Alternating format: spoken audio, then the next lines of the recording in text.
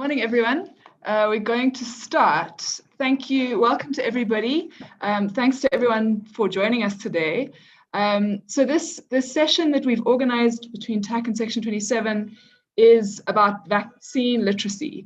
And we've organized it in the tradition of the TAC's treatment literacy program, with a recognition that we as health activists and activists need to know what vaccines are all about. We need to understand the science. We need to know what happens, how they affect our bodies. And we do so remembering one of the giants of TAC's treatment literacy program, Andrew Mosane, who passed recently. So as I say, this session's about learning about vaccines. It's about learning about how they work, how the COVID vaccines work, how they've been developed, how they affect your body, how registration works, what the story with pricing is. And I want to make clear that this is not about the vaccine rollout program. We're not talking about how the vaccines will get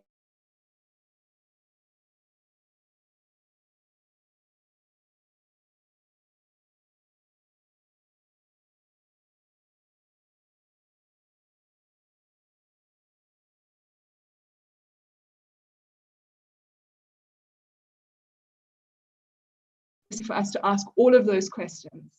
The content of this session is based on questions that have already been asked. So hopefully some of your initial questions will be answered. But please feel free to ask any questions during the presentations in the chat box. This is both in Zoom and on YouTube. We've got people monitoring both. And we will then collate those questions and ask them of the presenters after their presentations, and then we'll have an opportunity for oral questions as well. So if something comes to you during the presentation, quickly write it down in the chat, but if there are further questions after the presentation, we'll have plenty of time to ask questions, so don't worry about that. So this session has two parts. We start with Dr. Isabella Panunzi, who is a vaccine specialist from MSF. She's based in Brussels. And then we move on to Andy Gray, who's a medicines and medicine policy expert based here in South Africa at KZN. So I'm going to hand over then to Isabella, and you can take us away. Thanks. Good morning, Sasha. Good morning, everybody. Thanks a lot for inviting me to this session about vaccine COVID-19 literacy.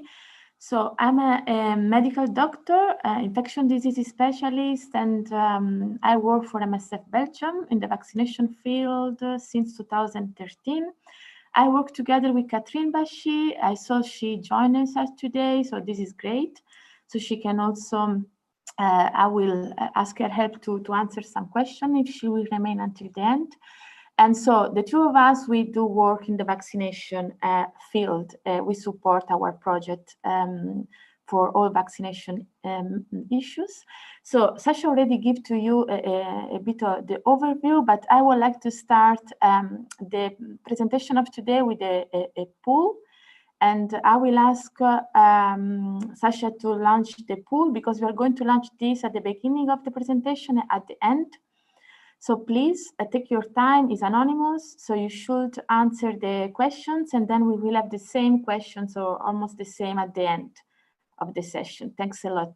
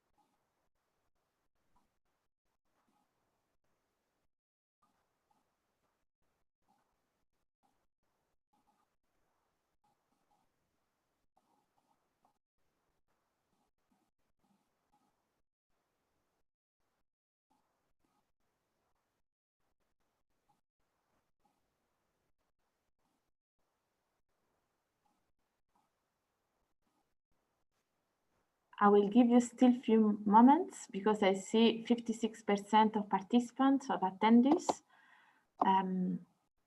express their opinion.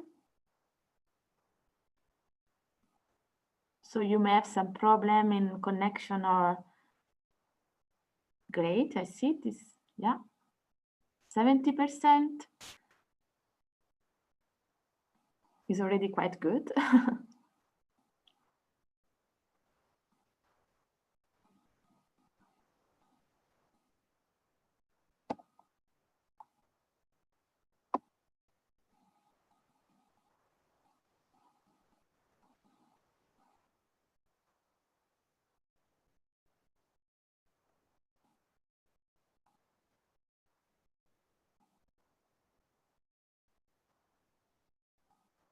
Okay, I think we can Tepu, so we can start.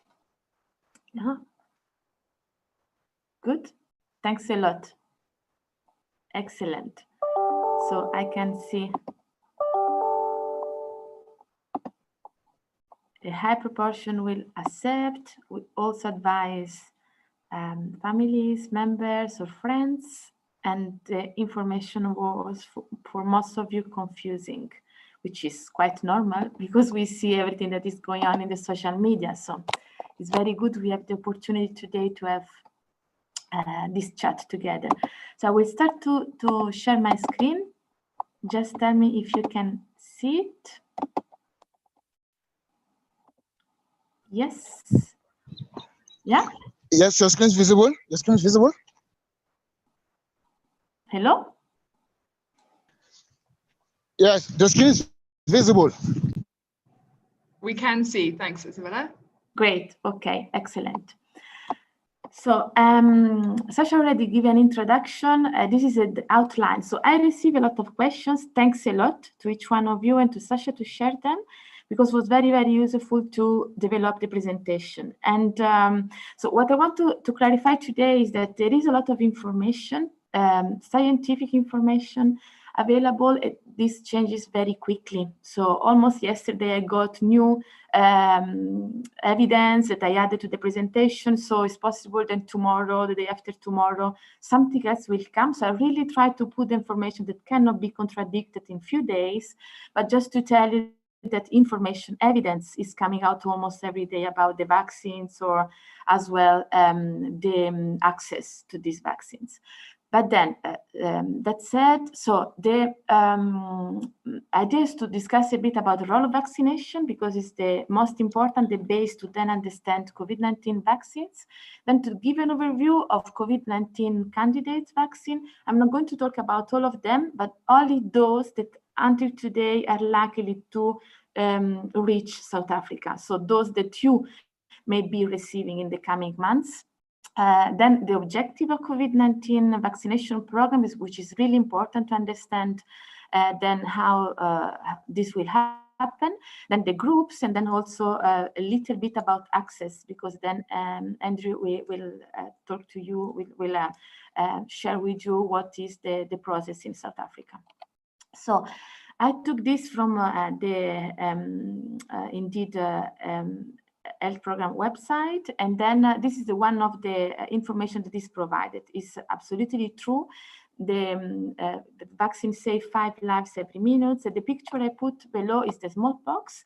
Indeed, so it was a deadly disease before the vaccine became available many years ago, hundreds of years ago. And we can say that even if the people was not killed, they will live with scars of the disease. So still the quality of life was affected, not only the life. And so this is just to show you a bit the some other vaccines, so diphtheria, some other diseases, and the vaccine that they exist, which have really reduced dramatically the prevalence of the disease, so the number of cases we see, the deaths, but also the number of cases of diphtheria, pertussis, and measles. So measles is one of the main reasons of death still today in African countries, and everywhere the coverage decreases. So this is very important as well to say. So success of vaccines is linked to the coverage, which means the number of people that are vaccinated. So it's something we need to monitor all the time because it's very, very important. So vaccine exists, they are effective, we know, because we saw diseases disappearing, we saw number of cases dropping, but still we see that where people are hesitant toward vaccination, we see these old diseases coming back. And we even say re-emerging, as been the case of diphtheria, for example. We, as MSF, have been intervening in outbreak of diphtheria when, for example, me, as a medical doctor, haven't seen any case during my studies. So I did see cases because we do intervene to outbreaks of a disease which should have disappeared by now.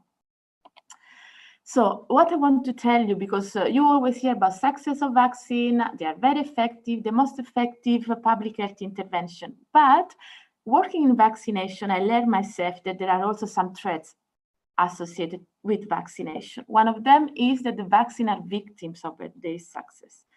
What I was telling you is because if a vaccine is effective, the disease disappears. So the people is not afraid anymore, doesn't see the disease, so they believe that the disease is not an issue, is not a threat anymore. So for this, the confidence, also the need of a vaccine decreases. Very, very important is as well that vaccines are provided to healthy individuals. This may seem to you something obvious, but it's not, because all the medical products, so medicines are provided for people that is sick, are symptoms. And we all know when we have a headache, we just want to get rid of it. And we take a paracetamol or any other drug, not knowing that this drug has side effects, but still we want to get rid of the headache. When we are healthy and we are perfectly fine, even a small side effects given by a vaccine is going to be very disappointing. So this is also a reason why the expectations are so high for vaccines. A very, very important key for all of us is the false sense of security that is wrongly associated with vaccination. Why? Because I get a vaccine, I feel I'm protected, so I start reducing the other barriers or the other measures. This is a key message we always give in our campaigns or any intervention we do about vaccination. Health promotion is also key for vaccination for this reason, because we need to explain clearly what it means to get vaccinated, what is the risk associated still, even if somebody is vaccinated. So I think this is a very important message we all need to have very clear when we discuss about vaccine and vaccination. So before going about vaccines, I think it's very important to remind all of you how the immune system works. So what I did, I just took a video on YouTube, which is very, very nice, very, very clear, of few minutes, but it was very difficult to share the video with you today during the Zoom. We have tried in the past, it doesn't work. I just put the link of the video in the presentation. You will get the presentation after, but so for you to see it again, if something is still unclear. So how our immune system works. Then we know there is a virus, a bacteria, but let's talk about a virus. In this case, it's the coronavirus, which is going to enter our body. It's going to attach to our cells. Then is going to introduce in the cells the message about what the virus wants our cell to produce. Then the cell is going to start producing more viruses that they go around in the body, and they are going to cause the symptoms. So fever is one of them, or any other symptom you can imagine about SARS-CoV-2. Then what will happen, our immune system, which is very effective, is going to react, is going to develop antibodies to stop the viruses. But this will take some time. So the immune system is amazing in killing an intruder in our organism, but it's slow to attack because it needs time. This is just the reason. If for some people, the time may be longer. For example, old people, we call indeed immunosenescence, which is, we can say the immune system, we get a bit tired, so it will take even longer to react. Or people with some a weak immune system for several reasons. So what we do with vaccination? With vaccines, we actually train our immune system. We train them to be able to react very quickly, to be then on shape, to be able then to act when this is needed. It's just like to show a picture to the immune system to tell, kill it as soon as you see it. And then this will allow the immune system to be ready, to have a memory, and then every time we are going to see, to encounter the same virus, we are not going to develop symptoms anymore. We are not going to get sick anymore.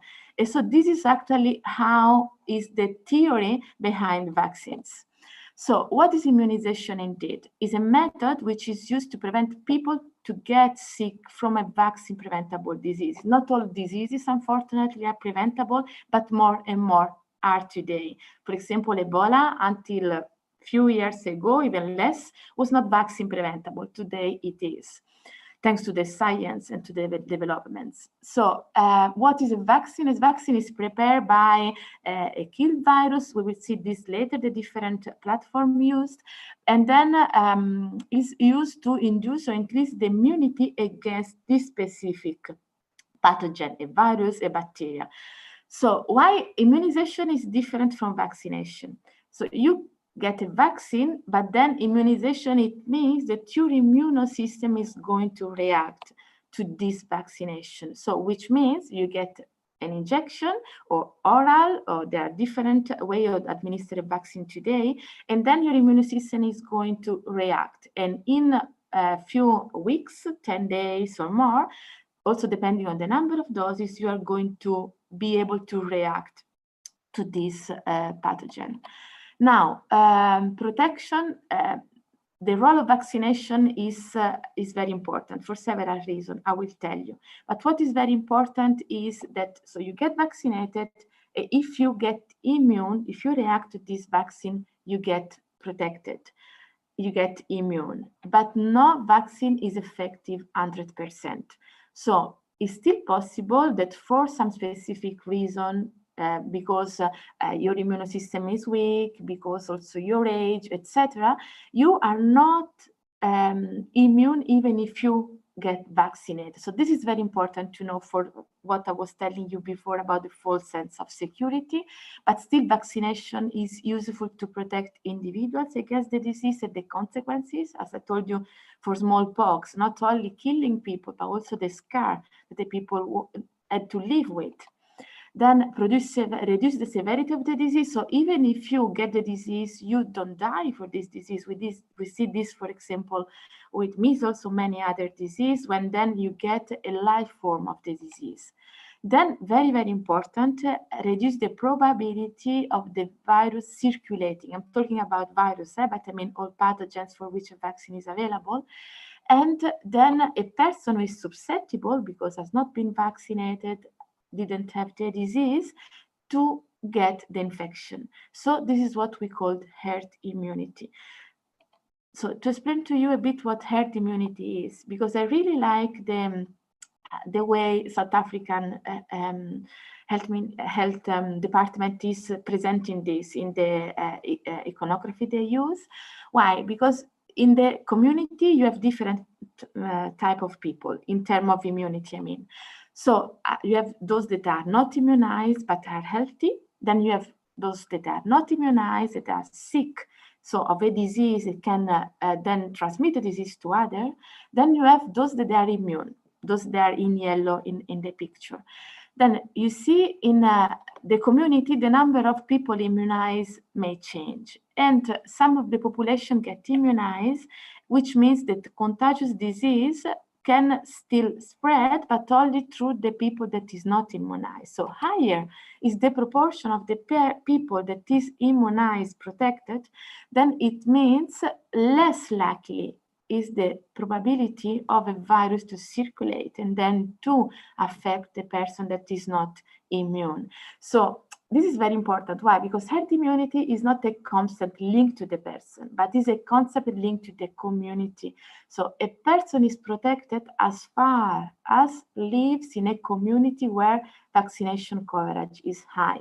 So if this person is going to move in another community, the protection does not last. So the person became again susceptible. This is something we see all the time with refugees or displaced populations in our work as MSF. So this is about herd immunity specifically to SARS-CoV-2.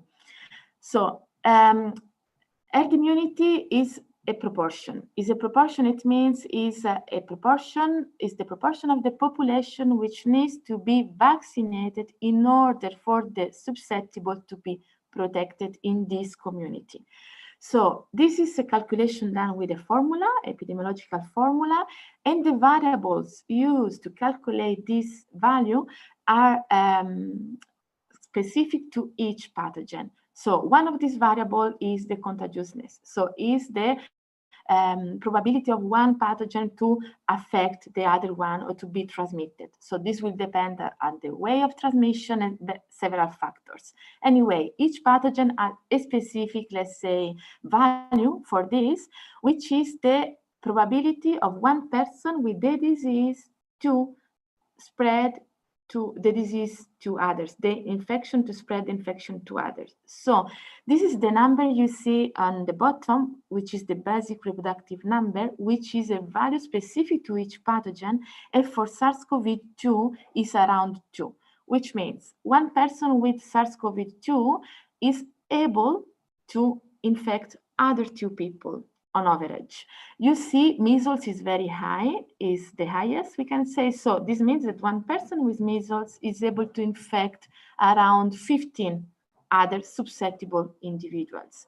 So why this is important? Because this number is used in the formula to calculate the proportion of people that needs to be immune in the population to protect those that, because of a weak immune system, don't have access to the vaccine, cannot be vaccinated.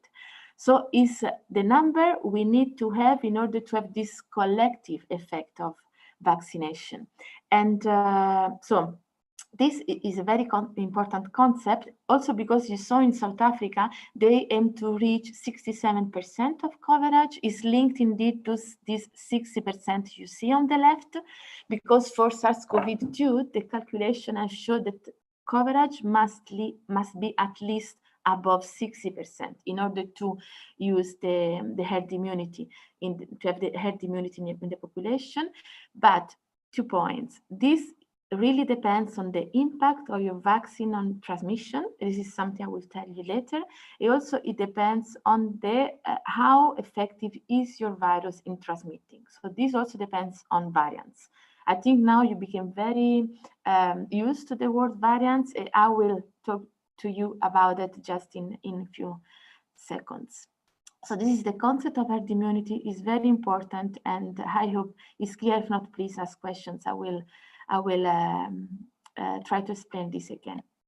So now about vaccines. So we saw the vaccines, why are so important. We saw the role of vaccination. So now I wanted to show you how vaccines are developed. So this picture taken from Nature, which is a very nice article about that, then shows how long is the process to develop a vaccine. Usually it's 15 years. So you see that there are the preclinical phases where we do test vaccines in animals because we need to test the safety. So we cannot start right away with humans. Then when we have the data, this takes already years, we can go to what we call clinical phase. So the clinical phase, it means that humans are involved. Then you have phase 1, phase 2, and phase 3. Now, you all know these terms because they've become very common in the media. And then the phase 1 and phase 2 are done in a small number of people. Phase 1 is to see the safety. Phase 2 is what is called exploratory studies because the scientists try to identify the very good schedule, which means how many doses, what is the right interval for this population, and then they start the phase 3 when they have completed the others. And the phase 3 is actually to really see in a larger group of people, so thousands of people, to see actually really the safety in a larger number, and also the effectiveness in this, in the efficiency in this large number. Then when everything is done, you have a file which is presented to regulatory body, and usually it takes also time to this expert to evaluate all the results. You have also external body, usually is the expert group in immunization of the WHO, that they give their opinion and also their advice about the schedule. So how to implement a vaccine in a country. So what is the best interval, what is the best schedule? And then the vaccines start to get produced, which also requires some time, depending on the vaccine. So this used to take 15 years on average. Now, I will show you what has been the process for SARS-CoV candidates. And I will tell you why has been shorter. So you see that for SARS-CoV-2, we are able to have a candidate vaccine, so vaccines on the market already after 10 months, one year and a half, depending on the number and on where. So this has been possible. Why? Because you know about SARS and MERS, that they were also the epidemic before. And so there were a lot of preclinical studies done. They were about to produce a vaccine at that time, but because then the epidemic stopped, then they were not studied done anymore or investment done anymore. But then this knowledge remained there available. So it was possible to get it back when then SARS-CoV-2 became a threat.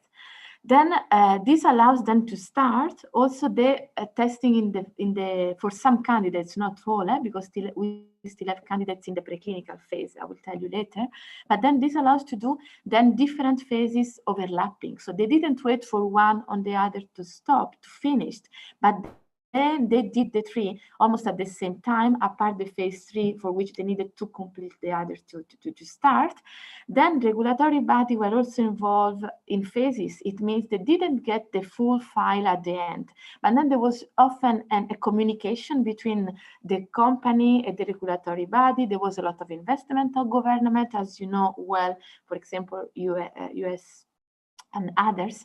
And then this speed for sure a lot up the process.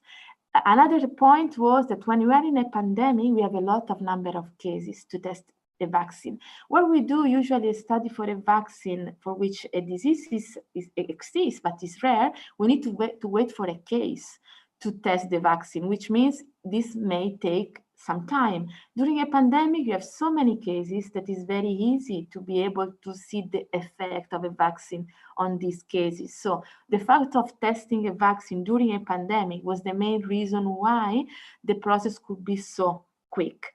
But for sure, the speed of the process has not compromised at all the safety and efficiency let's say, indicators. So this has been for sure followed as for any other vaccine, for those vaccines that were developed in 50 years time with a delay of 15 years. But the point is that just because the condition, the context, just because this science, the progress the science did before, then was possible to have vaccine ready in a short time.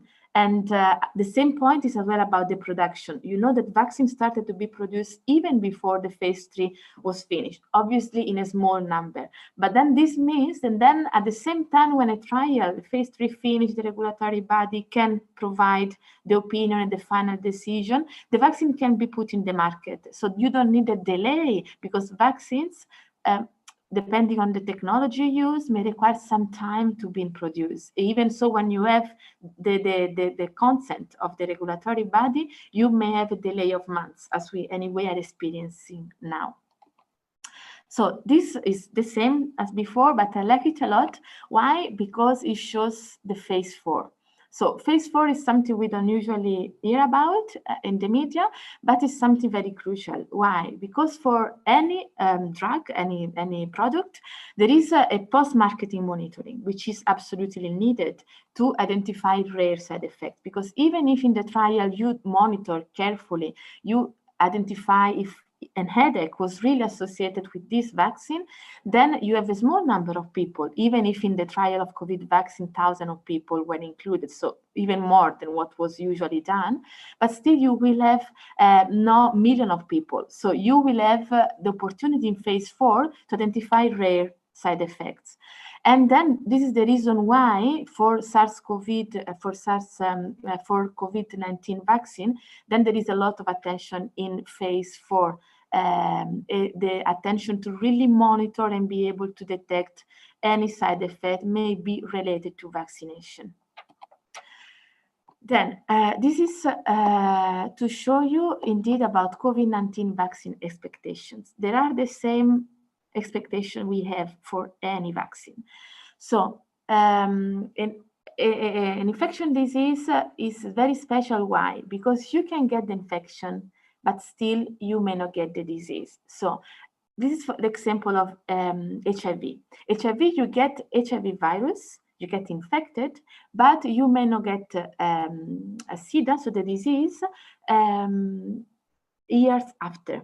So this is specific to all infection diseases. So a vaccine, we want from a vaccine to be able to avoid infection.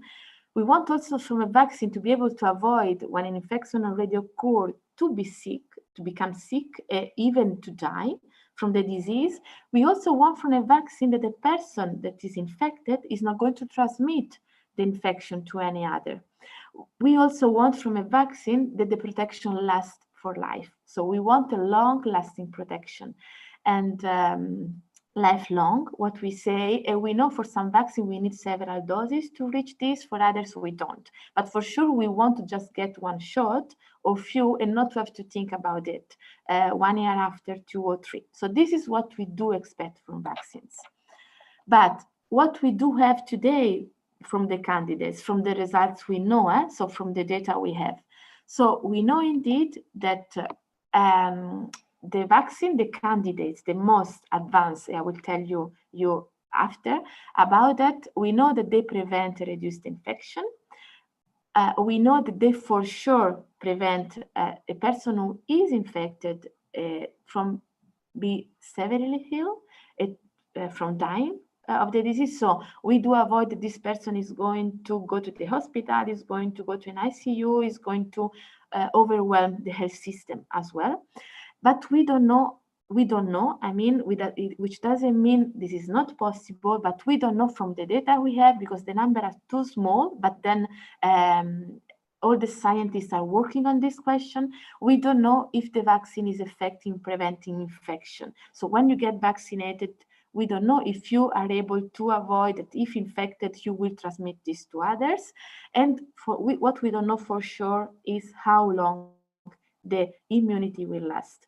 We don't know just because this is obvious. The first people that they got this candidate vaccine were vaccinated in June, July. So we have only today 6 months of time to see if we take a blood sample from this person to see if the immune system is still reacting, is still there, if the memory cell I told you about before are still there. So we will need time. These trials are going on for 2 years at least to see if then after 2 years the vaccine remains still effective, which means the immune system still has a memory, is able to protect us from the intruder. So this is what we know today about this vaccine. So you saw the expectation, we saw what we have, which is not optimal, but is a lot. And I'm sure in the coming months will change because more evidence will come. And also what we know, okay, we get protected from a severe disease. This is something we know very well. Somebody sick with symptoms is more infectious than somebody who doesn't have symptoms. So of course, if we avoid somebody to get sick, to cough, for example, etc., it's very likely that we are going to impact the transmission anyway, because this person is not going to be a spreader or to spread the disease if if she had symptoms. So this is a very nice picture showing a bit about what are the classical and new platform, I mean the basis used to develop vaccines. And in the middle, you see the well-known SARS-CoV-2. We know this, we know the spikes protein, that they are those that are targeted by most of the vaccine on development, even if it's important for you to know that not all vaccines candidates target the spike. So some targets also other components, which is a good news, because if the spike protein is going to mutate, etc., some vaccines may still, other candidates may still remain effective. So on the left, you see what we call classical platform. Why classical? Because vaccines are being developed. We have vaccine for years now that we use, for which we have a lot of knowledge and understanding from this platform. On the right, you see the next generation platform, so the new.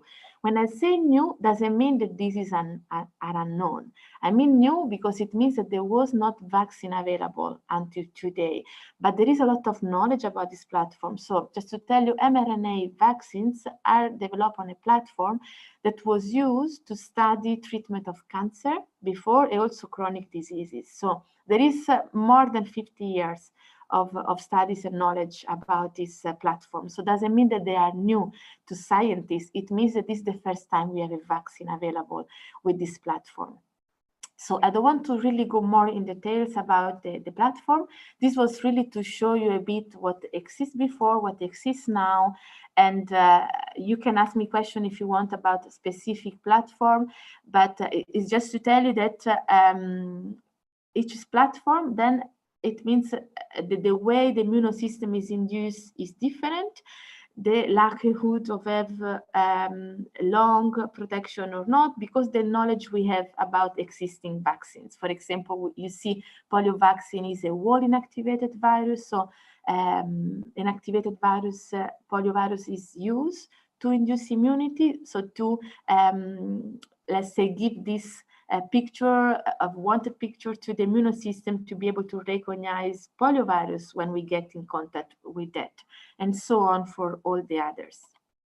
So this, I took it from yesterday from the London School. They have a very nice tracker system for all the vaccines available. So you see in the picture, you see on the left the platform. That is what was before with the form of the virus.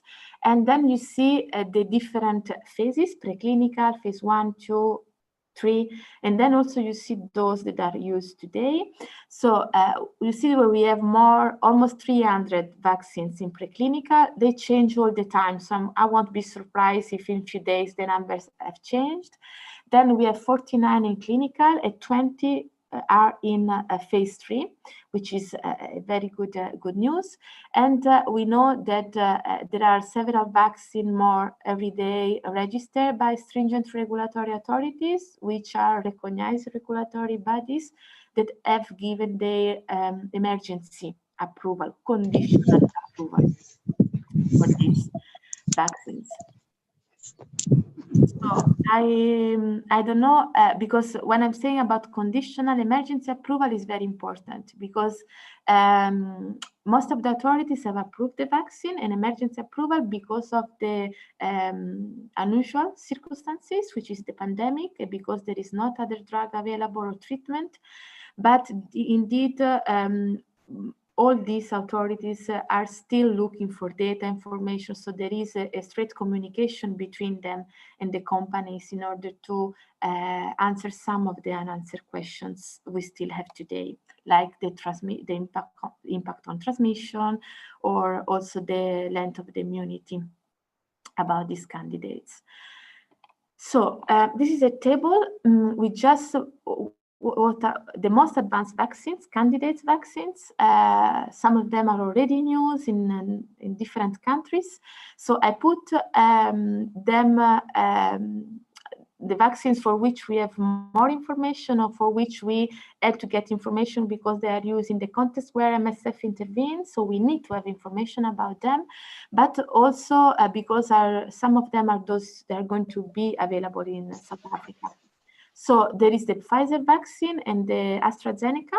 They are the two vaccines together with the Johnson & Johnson that for which there is a deal. So the doses are going to be provided to South Africa, hopefully soon, depending on the different deal and the different mechanism. And Johnson & Johnson, I haven't put because we don't have any information. There are been publication about the phase 2 trial, but the phase 3 are going to be published very soon. Results are expected in days. So soon I will have as well information about Johnson & Johnson. Johnson & Johnson is a vaccine for which there is a lot of hope because it's one dose vaccine. So they also implemented the study for one dose, but the information we have until today about the one dose is not, let's say, extremely promising because it seems still 2 doses is more effective, but information will come available soon. So to talk about the vaccine for which we have information today, I will concentrate on the Pfizer and on the AstraZeneca vaccine because are those you will see in South Africa soon. So the Pfizer vaccine is an mRNA vaccine, as you know now, is 2 doses. They need to be given 20 days apart. So the results have been published. There is the evidence on 95% efficacy, but the immunity starts at least 7 days after the second dose. So this is very also important. So you don't get vaccine immune straight away, but you need to give time to the immune system to react, to build this memory I showed you before. A big challenge of this vaccine is the cold chain requirement because it must be kept below 70 Celsius degree. It can be kept out of in what we called hyper cold chain for 5 days. And this is what is used, for example, in Belgium now to distribute the vaccine to the health facilities.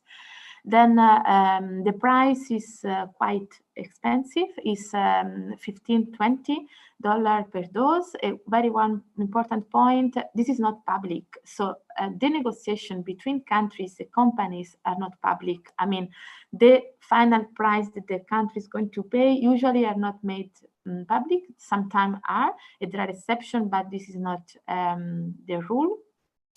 And then so far, Pfizer have been approved by FDA and also WHO give indeed the expert group of immunization release recommendations about Pfizer vaccine and has been also approved by the European Medical Agency and then in other countries as well. So this I got it from the product insert, which is what you find with the drugs every time you buy them. And then is about side effects, the most common side effects of the Pfizer vaccine. So you see in the table is very clear. I choose to put this because you saw how side effects are classified, other content, how their likelihood. So which means very common when they happen to more than 1 person over 10, when they are rare, when they happen in more than 1 person on 1,000. And so this is indeed very clear. You see that the most common side effects is headache, arthralgia, myalgia, which is very common, also very similar to the SARS-CoV-2 symptoms, so flu symptoms, and also injection site, which is very common, fatigue and fever, and also swelling to the injection site. And then there are the more rare side effects that is also possible.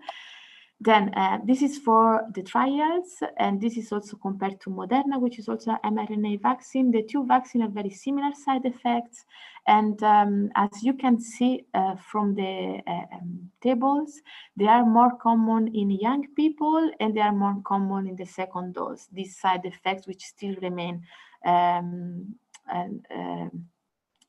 frequent.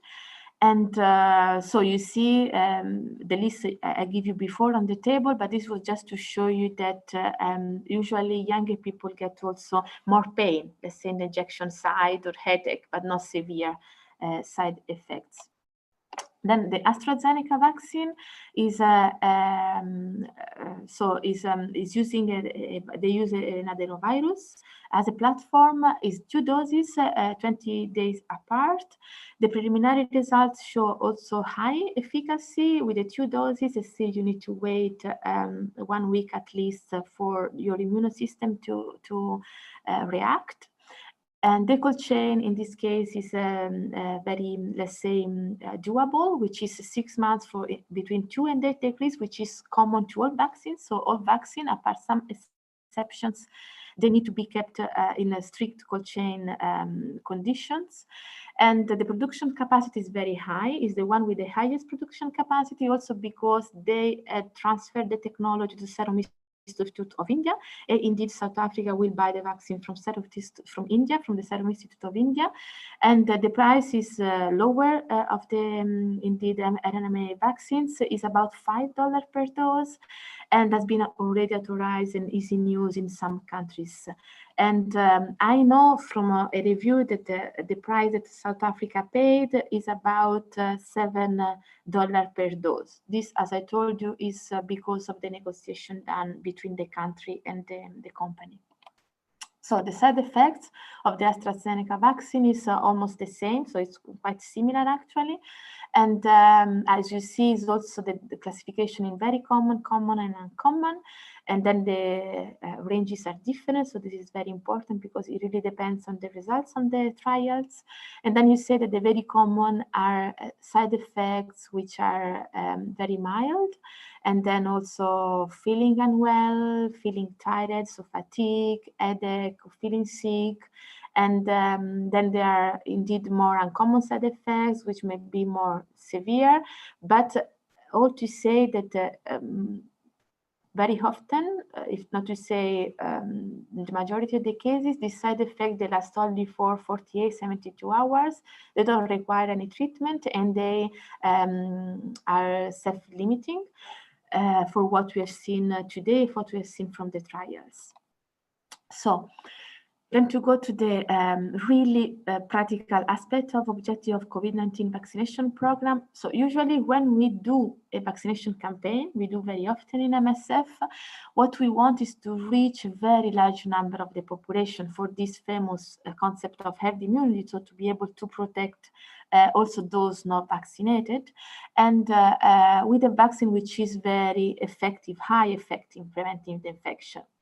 Then unfortunately, what we know today is there is no evidence on transmission, and also we don't have vaccine to cover this large number of the population. So for this, we already know that the vaccination cannot be today the solution to the pandemic, in the sense that it's not going to stop the pandemic straight away. In the initial phase of the program, indeed, the objective is to prevent morbidity and mortality in the groups most at risk. And so is to avoid the burden on the health system, which we know has been a big, big issue linked to the pandemic, because we know that many people are dying because no COVID-related health issues.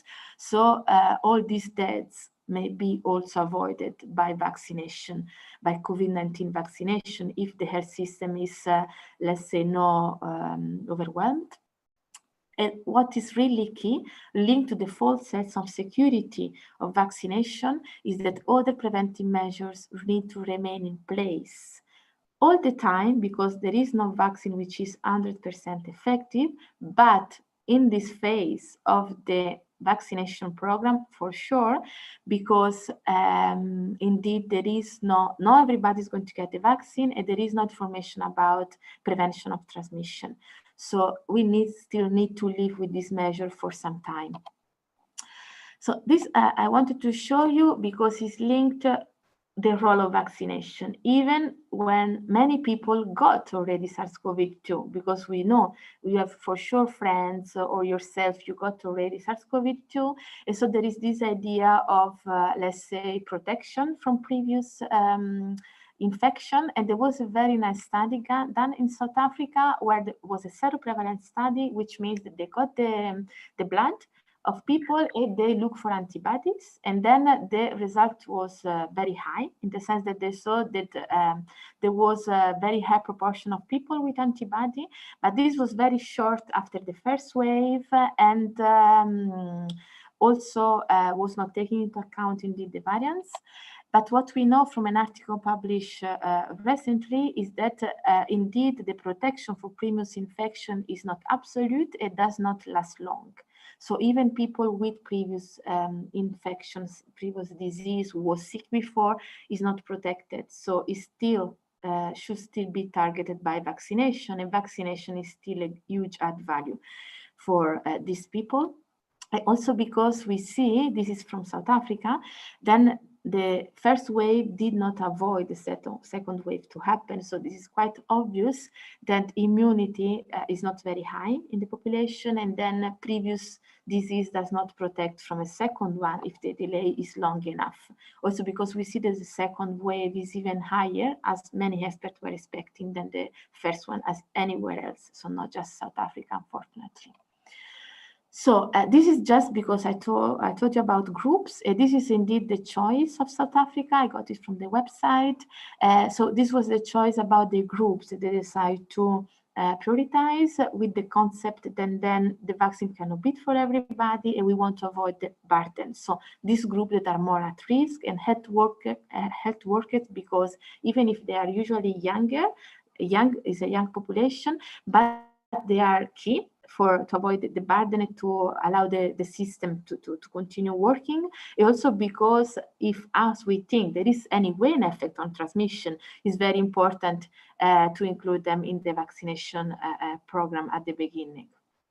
And so now just a few words about the risk.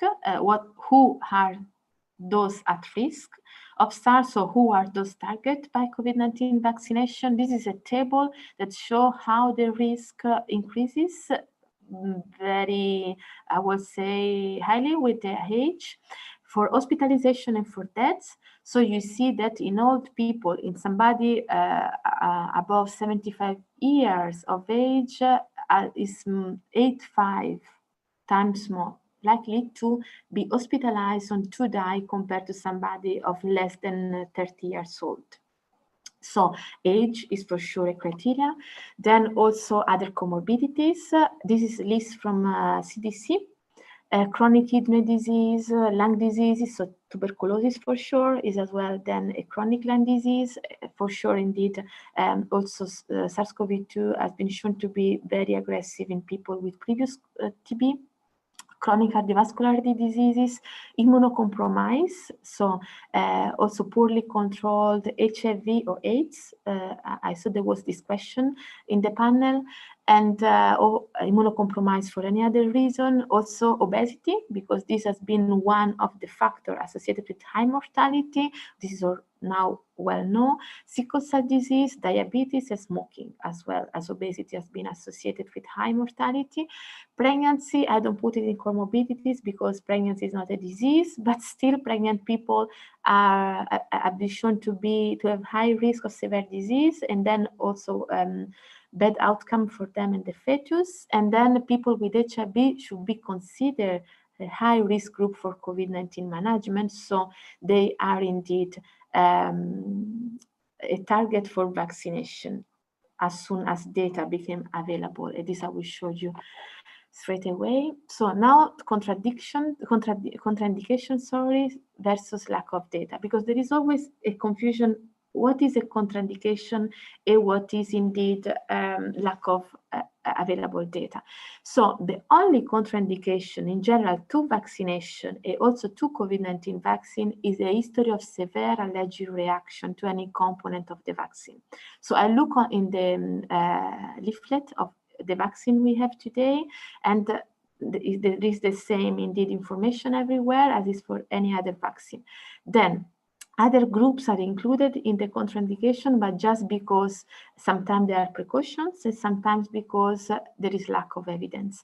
So precautions, a history of any immediate allergic reaction to any other vaccine or injectable representing precautions, but is not a contraindication. So still the doctor may decide according to the risk group to which the person belongs to administer COVID-19 vaccine. Also, treatment with anticoagulants is precautions, but is not a contraindication. Then food, contact, or seasonal allergy, which are very common depending also on the settings, are not even a precaution to COVID-19 vaccination. So they do not at all a risk or need to consider case by case. Then lack of data. Pregnancy, lactating women, children below 16, 18 years, according to the vaccine. Why? Because these groups are not in the trials, so we don't have data, and for sure we cannot provide any drugs or vaccine to somebody for which we don't have data about. Immunocompromise, I told you HIV positive people are more at risk of COVID, but there are no data about how the vaccine is effective and safe in this group. For those vaccines that they are not live vaccine, specialists, experts think that there is not issue because there is not a real contraindication, but we don't know, there are no data. So this needs to be a decision taken by the medical doctor who is knowing the case, and for sure by the person, because still this remains a personal decision. Then very important to say also, no contradiction to vaccination is a previous infection with COVID-19. As I told you, it's not a contraindication, or even we show that there is not immunity lasting, but WHO today recommends at least to avoid an acute phase of the disease. And for any acute condition, we do prefer to delay vaccination if you have high fever or heal. But for WHO, for example, they do indeed say that a person with previous COVID should be vaccinated 6 months after at least, but only because there is a lack of vaccine for everybody today. So if it's possible, they should not be in the first group, but no country until today has been doing a screening. So also a person with previous COVID-19 infection have been vaccinated because there is not issue. And also no contraindication is a stable comorbidity like diabetes, cancer, hepatitis B, also well managed and stable HIV. So there is not contraindication at all. The only, again, for HIV, as there was a question, when there is a stable HIV, so not well controlled, then it needs to be a very careful, thoughtful decision taken by the doctor and the person. Then now variants. Variants because are very famous today and because there is little evidence available. And what is a variant? So viruses, they mutate all the time. It's like the nature, no way. They do mutate all the time, but when a number of mutations became relevant, important, then this is called a variant. And so there are variants that are more effective in transmission. So they allow, let's say, survival of the virus, and then which means these are good variants, which are going to survive on the long run.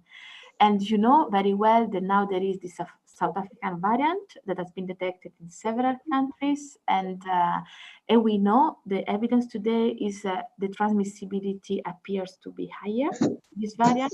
So if you recall the reproductive number I show you, so the probability of one person with SARS-CoV to infect other 2 persons, we do believe that for these variants, like for others, the UK one, for example, there is a higher number of people can be infected just because it's more transmissible, as a better partner for transmissibility. So this is known. About the effect on vaccination, so yesterday there was a press release for Moderna, which is one of the 2 companies with an mRNA vaccine. as a Pfizer, and they tested actually apparently the serum of the vaccinated people against this variant, and apparently there is still neutralizing value of this antibody, which means it seems then the Moderna vaccine is still effective against these variants. And experts, before the press release was available, already said that it was very likely not to have an impact. So this is what already we knew, but this press release about the Moderna vaccine gives some more information, and more information will become available for sure in the coming days. I believe Pfizer will do exactly the same as Moderna. So now, almost at the end, I know it's been a long presentation with a lot of information. I'm sorry, but I used your question to be sure I could cover all the issues, but we can go back anytime with your questions after. So the distribution mechanism. So the first way the countries have to get access to this vaccine is an advance purchase agreement. What means is an agreement, a deal between the country and the company. This, of course, is very convenient for the company and somehow also for the country because they want to assure the doses for the population. But this is very unfortunate for the community, for the world, I would say, also because some countries with this deal have secured 50% of the doses that are going to be available in 2 years' time to cover 3-4 times their population. So this is very important to know. Then the COVAX is a facility that has been created by several bodies, OMS, WHO, sorry, this is in French, WHO is part of this facility. Is a facility created to allow equity in the distribution system of COVID-19 vaccines candidate. So to be sure that any country, any person get access to this vaccine, regardless where do they live, how high is the income of their country. So they have signed for 92, more than 92 countries have signed, and more sign every day. Also, US said that they want to become part of the COVAX facility. So more vaccine also apply are part of it. Also, the Russian vaccine applied to be part of the COVAX facility, the Chinese one as well recently. So they have a gap, a financing gap already for 7.5 millions. And they will get the vaccine only when the purchase agreement have been already, let's say, secured. And with the doses that they have secured, we know that they will be able to cover only 20% of the population in low and middle income countries. So it won't be at all enough to reach what we saw was the herd immunity. Then there is also the African Vaccination Acquisition Task Force team, AVAT, and then is indeed a coalition of several African countries, and they are been working as a group to try to have deals with the companies in order to ensure 270 million doses for African countries, as some of them available shortly, which is what is needed. And this deal has been made with 3 companies, Pfizer, AstraZeneca, Johnson & Johnson. This is the reason why I mentioned to you the 2 vaccines for which we have information. Johnson & Johnson, we don't have at all at the moment about the phase 3, so I could not share with you. So this is the existing distribution mechanism, just for you to have an idea.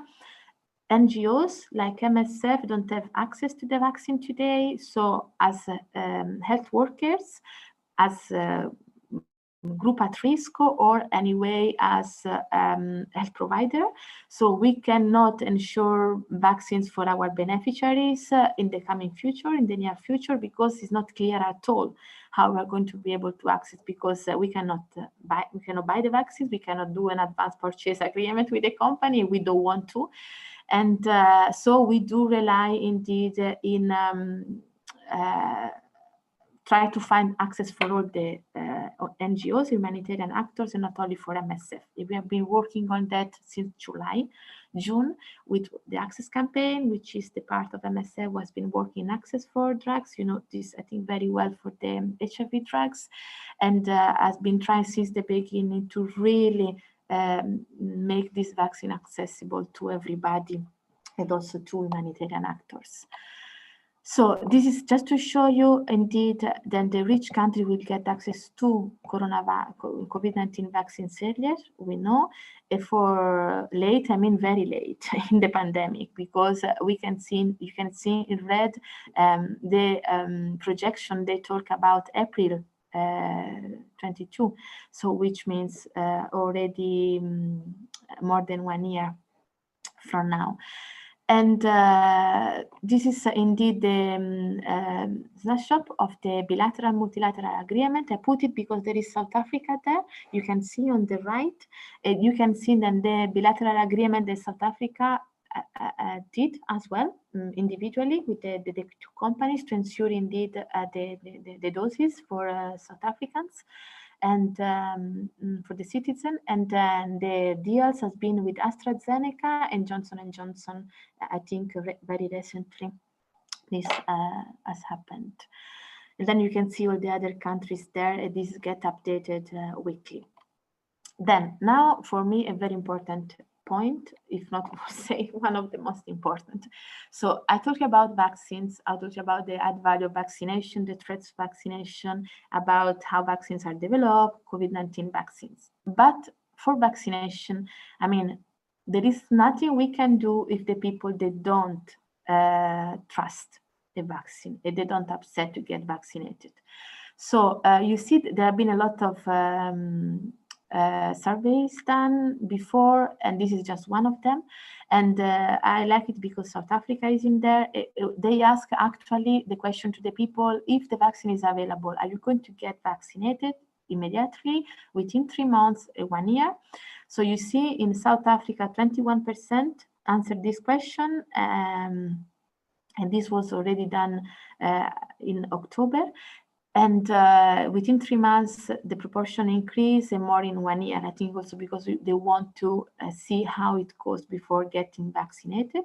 Still, 21% is very low, is very worrying.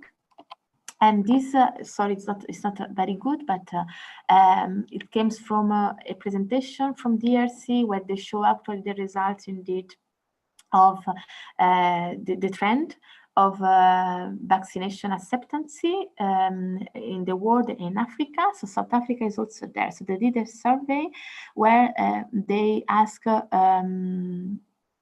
if they were going to get vaccinated. The survey was done in August, and the answer from South Africa was 68%. They ran again the survey in October, 64% of people accepted, which means there was a drop, so not an increase. So the situation is not getting any better with all this information going on the social media and the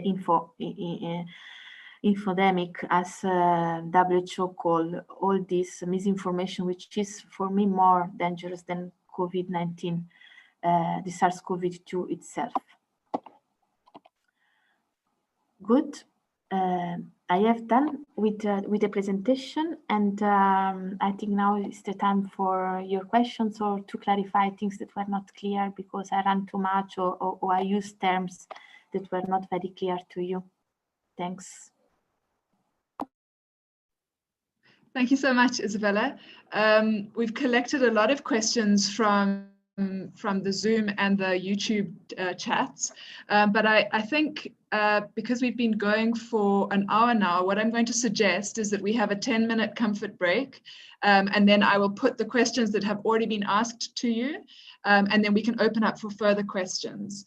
So if that's all right with you, I'm just going to ask all participants if you can be back at 11:50. So that's in 13 minutes time. We're going to start promptly with all of your questions. Thanks.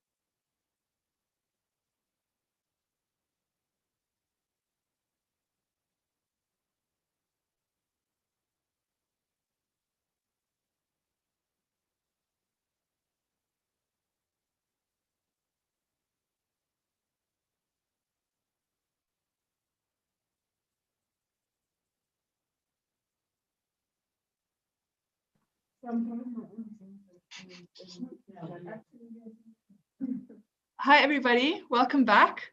I hope most people are back, but I think let's kick off with the questions. Isabella, are you back? Yes, you are. Great. All right, so everyone, what I'm going to do is I've grouped the questions, trying to link them to the slides so that we can have something to look at while Isabella's asking the question. So I'm going to start with some questions around herd immunity. So some of the questions related to how is the percentage, Lydia asked, how is the percentage for herd immunity decided on? Is it based on the adult population or is it based on the overall population, given that only adults are being vaccinated? I think that's... Thanks for the question, but so the calculation of herd immunity does not have to do with who is going to get vaccinated, because it does not apply only to vaccines, in the sense that it depends, in the formula, what is used is all the susceptible population, which means all the population that is susceptible to the infection, to the agent. So which means in this case, we saw that for SARS-CoV-2 is all the population which is susceptible. And anyway, is all the population, because as I say, the herd immunity ascends when you are in a community, so in a specific place. So you get protected if you are in this community because the others are protected. But as soon as you are not in the community anymore, you need then to see what is the protection in that other community.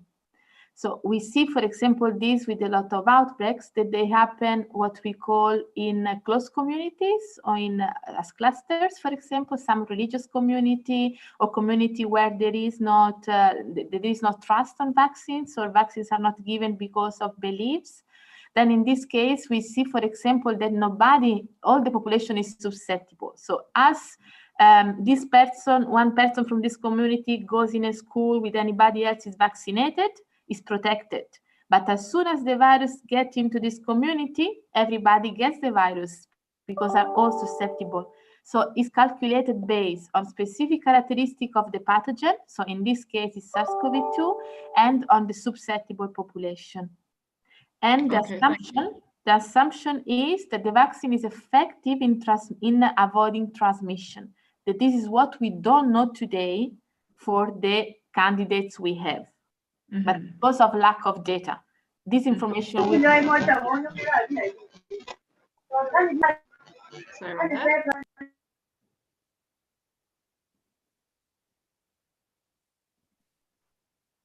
Yeah. Sorry, go ahead. No, so it really depends. The information is not available for this vaccine today, but lack of evidence doesn't mean evidence of absence. Okay, so we're basically doing the best with the information we have and making assumptions that in South Africa, we're aiming for 67% of the population, and that's 67% of the full population, not just adults or a particularly susceptible group. Okay, thank you. All right, so the next questions related to this process of development, because obviously there's a lot of uncertainty, particularly when it comes to starting phase 2 before phase 1 is over. Lydia asked, does that not impact how safe it is? And also there was a question about, given that phase 4 is about the kind of niche potential side effects, and we haven't even gotten onto that with many of the COVID vaccines, how certain can we be, given this shortened process, that these vaccines are in fact safe and efficacious? So may I share my screen, because I didn't show a slide, because I already give you that by PowerPoint with the slide I show, so I didn't show all of them, but I will give you indeed. There is a slide which is, I think, very useful to answer this question. So can you see it? Yes. So I didn't want to get into really the specificity of the vaccination of the trials, but so why this was possible? So first of all, a lot of administrative paperwork we got rid of it. I mean, they really avoid to all the administrative part, all the delay between one phase to the other to get or the approval, to get even the material needed, again, to get the cases. This was not an issue here. So you see in phase 1, you have really small number of people healthy. So what you see, is the vaccine safe? Does the vaccine seems to work? Are there any serious side effects? So they look really how the size of the dose related to the side effects. So it's really a really specific question. So you don't need a lot of time. So they don't ask the question, are they long-term side effects? No, you just want to know the side effects when you inject your dose. So you need to wait 48 hours. I mean, 72 hours. And then was not an issue to get 100 healthy volunteers. In many trials, they test the vaccine in health workers that are usually healthy and young. So, and then in the pandemic, as I say, the virus is circulating, so it was very easy to see it. Phase 2 is several hundreds volunteers, not an issue to enroll as well. What are the most common short-term side effects? So this adds up to what is already known about safety from phase 1. How are the volunteers' immune system responding, which means they will get a blood sample before vaccination, the day of vaccination, 1 week, 2 weeks, it depends on the trial. And so you don't need time. I mean, they will continue to get after, but then to start phase 3, you need to know that it's safe, and you knew already something from phase 1, and you need to know that from the first sample you get, the 1 week after, you already have an immune response. Then you will study further about it. So as you see, it's not going to compromise anything, because if you are in a pandemic where you have a lot of cases and you have everything needed, this is going to go very fast. The main point is not for the candidate is the case. You see, now we have more than 300 vaccines in total. I'm saying only few. In few months, we have the result only for few of them. So others for which we didn't have the preclinical are still in the preclinical. So if it was true that we have really, let's say, avoid or jumped some of the steps, we will have also candidates already in clinical without going for the preclinical, which is not absolutely the case. And no regulatory body will never approve a vaccine for which we don't have all the results for all the phases. So this is uncommon, it's the first time, but this is going to change the story of vaccine development forever. So it's not so much that this is too fast, but it might be that previous processes have been slower than they need to be, and that we've been able to learn from previous vaccine development experiences to speed this process up. Indeed.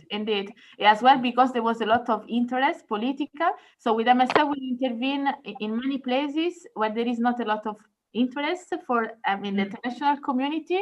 We see people dying of rare diseases for which a vaccine will never be available, just because we need probably even more time to just make the point that a trial needs to be started, But in this case, everybody wanted a vaccine. For this, I put the picture of the little princess at the beginning, prince at the beginning, just to say, because everybody dreamed about a vaccine. And now that the vaccine is available, we have a lot of doubts, which is good. Questions are always good. Yeah, but the problem is that the source of information that the people use to answer these questions are not good. Yeah. Okay. I will stop sharing. Yeah, good. I think I've overridden you, so I'm back on my screen. Thank you. All right. So the next slide. Sorry, I'm just trying to. There we go. Oh no, wait.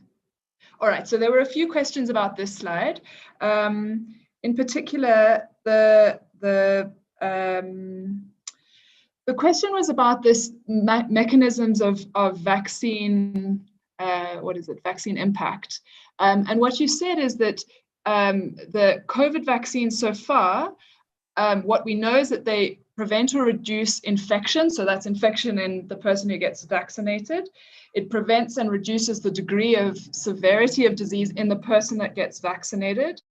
But we don't know if it prevents or reduces infectiousness. So we don't know if my being vaccinated decreases the chance of my passing COVID on to someone else. So given that, how can we be sure about herd immunity? Because part of the point is that the person who gets vaccinated is supposed to be able to protect other people. And there's just quickly the second question on this slide is there's something under many unknowns about all or nothing versus leaky vaccine. What is a leaky vaccine? So I think leaky vaccine was because they understand me talk about live vaccine or leaky vaccine. The question about what is the question? Is it a leaky vaccine? What is a leaky vaccine? It says many unknowns, all or nothing versus leaky vaccine. And we just don't know what a leaky vaccine is.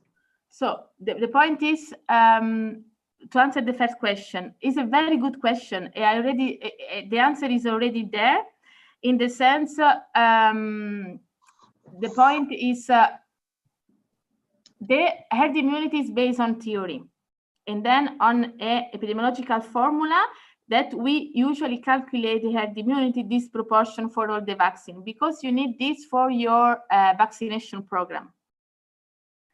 But indeed, I say that the assumption is that the vaccine is effective against transmission.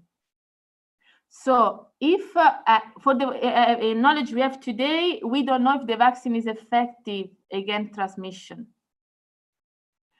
But indeed, still, we need to calculate the herd immunity based on the assumption that it is, because vaccination program needs to have a target. So, for example, we know for measles, we know that measles is effective against the transmission, that we need to reach more than 95% of the population in order to have everybody protected. And this is how we base our vaccination campaign, our calculations and everything. So government needs to have a target in the program to know also how an indicator of performance. And then, as I said, it's very likely that this vaccine have an impact on transmission. Also because if you are not sick, you are less likely to transmit. So it's just because reading the report that have been made available, public, you can see that actually the issue is that the numbers are very small. So it means that then the confidence interval is very large. So which means you cannot trust these numbers because are too little cases. But as far as the trials goes on, and then you will have more cases, then you can for sure have the information. We can have the information we are looking for.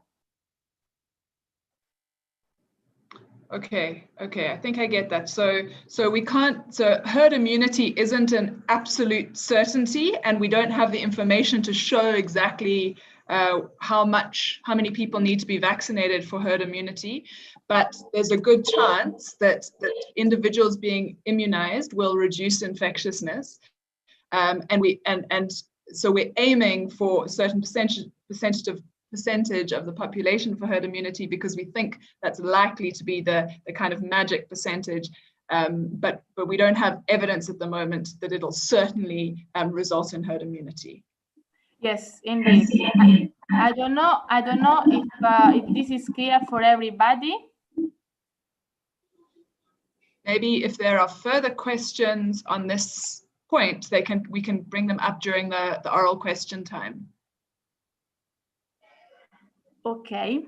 Is that all right? Yeah. Okay. All right. So the other question was about leaky vaccine. Yes.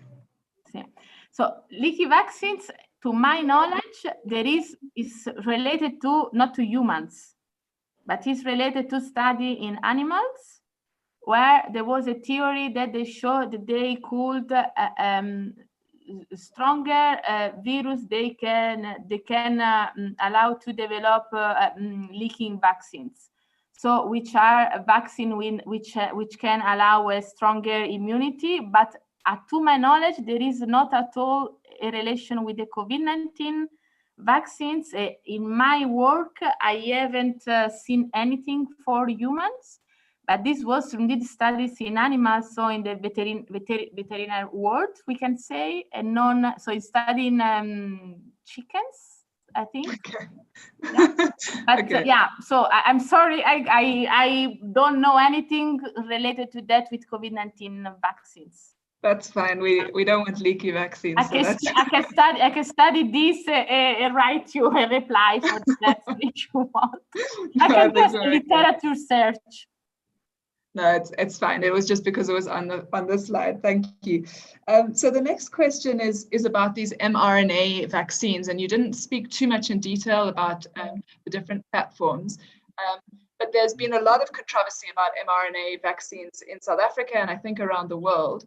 And you spoke briefly about how the same kind of technology has been used in relation to cancer research. And I wonder if you could just speak to us in a little bit more detail about the mRNA vaccines. Are they changing our DNA? Does it change the very fundamental of who we are? Is it dangerous in that way? Just give us a little bit more information about that.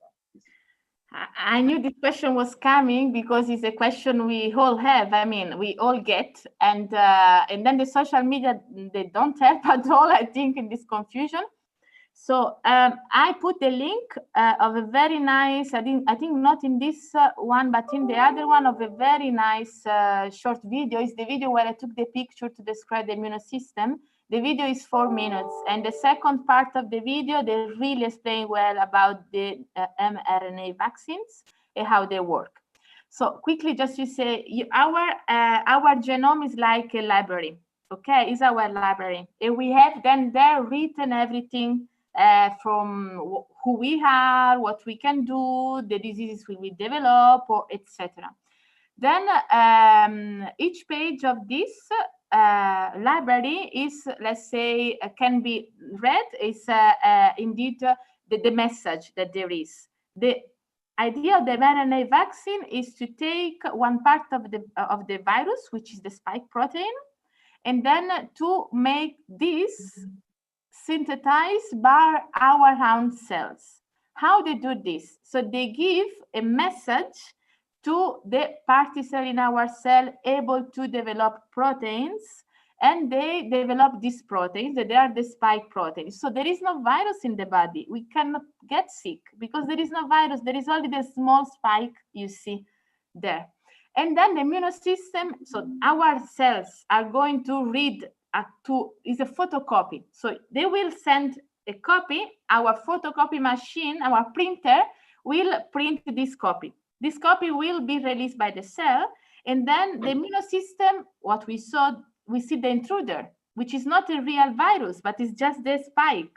So they will develop the immunomemory. What will happen? They will destroy the spike protein, but they will destroy also the RNA messenger because cannot survive. So the memory, I mean, there will not be a recall of the RNA message in our body or in our cell. There won't be recall of the spike protein. What will remain is only the T cell, which is T memories. I mean, it's the lymphocytes that are going to be able to produce antibody and to attack the intruder as soon as they will see it. So there is no way a messenger RNA can enter the DNA chain. There is no way, because it's like if you want a copy to get into a book. Can you do that? You can't. Yeah, because you have already your copy. They are written in 2 different languages, just because one is the RNA and the other one is the DNA. So there are steps which are needed. We don't have the possibility to do it on the way back, you know? So it's really a new technology, very smart, also because they can be produced very quickly. This is the reason why we have them today, and we don't have other for which the production takes time. And then also, really the idea is to have very little side effects, because actually we have side effects linked to the excipient of the vaccine, which are there for sure. So the pain, the swelling, etc., to have the fever, because usually we say that it's a good sign, because it means that your immune system is reacting, no? I mean, all the doctors, so also all the, let's say, not traditional medicine thinks that fever is a very good sign. And they even say not to treat it, because actually is a proof that your immune system is working. Yeah, so I think we also say usually fever is fine, it's not an issue. Most of the children, they get fever when they get vaccinated. So, but then it's going to self-limit and you don't need to do anything about it. So I hope I explained the mRNA vaccine. They don't change our DNA. I'm not going to get blonde if I get a mRNA vaccine. They don't change who I am, because there is not, it's not possible for the knowledge we have today. Okay, that makes sense. So they're kind of the messenger, taking the thing that your body needs to create the T cells, to create the immunity, and then they disappear. So it's not like the mRNA is remaining in your body. It's just a method of delivery, essentially, if I understand you right. Also because it cannot remain, because it's very unstable, it's very fragile, and it's going to be destroyed, but also because it cannot get into the mechanism of our body, if not to tell just the ribosome to produce this protein. The protein corresponds to the spike protein. So it's just a way to have the copy of something we don't have in our body, because we don't have in our DNA. But they introduce this and they allow them to produce something that they want, and that's it. Okay. Okay. Thank you. That makes sense. If there's further questions on that, I'm sure they'll come up. All right. So the next question was about efficacy. There are different efficacy levels. Sorry about that. There are different efficacy levels for different of the vaccine. And what the question from Julia was what the different efficacy levels mean. So if it says that there's an efficacy of 95% or of 70% or whatever, does that mean that it works in 70% of people who receive the vaccine, or what? And then how does that compare to other vaccines for other things? What are the kind of efficacy levels we expect from other vaccines, that, like childhood vaccines, yellow fever, etc., that we take? Okay, so very good question. I didn't show this, but then, as I said, no vaccine is effective 100%. So knowing this, that we know our expectation is, well, I would say 99% in the optimal situation. There is no vaccine effective 99% in one dose. We know, for example, for measles vaccine, that we can increase a little the already excellent efficacy of the vaccine with a second dose, for example, and to get to 99%. But we could say, if we take measles as an example, which is one dose 95% in people older than 12 months, because also the age is important. In older people, for example, above 70, also the immunity, let's say, the immune system is weaker. So probably somebody believe that you may need more doses, etc. So let's talk about healthy individual. Yeah. So above 1 year of age and let's say below 70. Yeah. This is a range I give like this, just to say that they are healthy. In these individuals where the immune system can really react quickly and is in good shape, then the vaccine efficacy is the value we get from the trials, which means is a calculation. How many people vaccinated develop the disease compared to the number of people not vaccinated that develop the disease. So it's a proportion. Yeah. So which means that is 75% means 75 individuals on 100 vaccinated didn't develop the disease. Yeah, so the denominator is the vaccinated. And indeed, there is always a confidence interval, as I say, so which means the low limit, the high limit.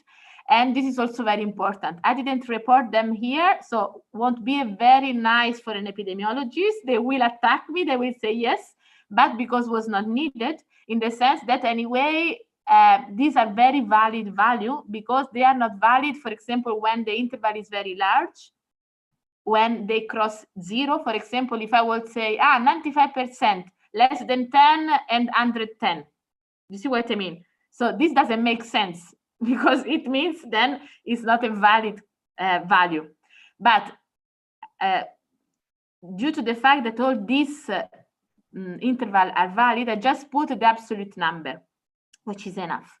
And so the efficacy is a theoretical number we get from a trial. Now, what we really look for vaccination is effectiveness, which means, is the effect the real effect in the population? So what I was saying, there we don't consider anymore only above 1 and below 770. We do consider everybody. We do consider not all the healthy. We consider comorbidities. We consider, for example, people with problems in the immune system, people with chronic diseases, old people. So which means this value, theoretical one, is going to meet the reality in a population, is going to give an effectiveness, which is usually lower than the efficacy. And so we use, as an example, the measles, because it's one of the most effective vaccine, 95%. So the Pfizer vaccine is excellent, indeed, if we see these results. And usually also WHO give the characteristic of the product, so the minimum interval they will accept. And for the COVID vaccine was 50%, so which means they are not going to approve any vaccine to give a positive, let's say, opinion about any vaccine that for which vaccine efficacy in the trial is less than 50. So it means then less than 50 persons who get vaccinated are going to be protected. This was the minimum value given by WHO when they is the product profile is called, and then it's given every time a new product is developed. It's like this is our recommendations to the companies. That said, the regulatory body may have different ranges, yeah, but WHO give what is the standard for their approval. And you see, for example, the CoronaVac, the last one on the right, they study in Brazil, they show 50% efficacy, which may not seem very good, but is the minimum to make this product considered by WHO, let's say. Okay, yeah? So the top end of the Oxford AstraZeneca efficacy is 90%, which means 9 out of 10 people getting the vaccine won't get the virus. We can expect that to be a bit worse in reality compared with clinical trials, but it's still very high. That's still very efficacious. And it compares quite well with the measles vaccine. But what about other vaccines that, you know, is 62 to 90% pretty good for a vaccine? Is 62 to 90% is good. The problem is that you need 2 doses at 14 days apart. So this number is a number of 2 doses, okay? Then we compare with measles, which is only 1 dose, the 95%. Then we can compare also, for example, with tetanus vaccination, for which to have a long-term protection, you need on your life cycle at least 5 doses, and then you need this boost. So you see, and then, but you talk about efficacy with a different number of doses. So for the COVID vaccine today, we have all the vaccine you have in the table have more than 1 dose, are 2 doses. And this efficacy is calculated 7 days after the second dose. It is possible that as soon as the results become available about 1 dose, because also other vaccines are trying to do an analysis in the subgroup who got only 1 dose, we may see some protection. I don't know if you heard, but in Europe, there were some rumors about the willingness to use only one dose to allow more people to get vaccinated. But then they saw there was a need, there were immunologists, they were looking into that, and they saw that actually they won't advise to do this unless it's really needed, because anyway, the results we have is that with 2 doses, very important, they don't want to delay the 2 doses too long. So they do advise not to delay the 2 doses for more than a few weeks, because the results, they use this interval. We don't know. So it's important that we're following what the trials followed, because that's the only way we can be sure that we'll get the results that the trials got. Thank you. And then there's quite a big range of prices of the different vaccines, and that's very controversial in South Africa because we're not sure what prices we're getting, and there's not very much transparency about that. We won't go into those questions, but it ranges from $3 a dose to potentially $37 a dose. How do these prices, obviously it's difficult for you to answer this, but how do these prices compare with prices for other vaccines? It seems to me like they're probably quite a bit higher than some of the basic vaccines, but maybe not some of the adult vaccines. How do they compare? So this is a very good question, difficult to answer. Why? Because so usually the company, they have a price for high-income countries, and then there is, in low-income countries, the vaccines are provided through very complex mechanism, and then what the low-income countries pay at the beginning of the implementation of a program is lower than what they will pay after. So usually the price is lower, but the budget comes from donors. Usually, I don't want to get into too much details, but just to say that then it's difficult to compare the price of a vaccine implemented in the low-income countries because through this mechanism to the price in a high-income country. The problem is then after the implementation, the low-income country will need to pay very high price.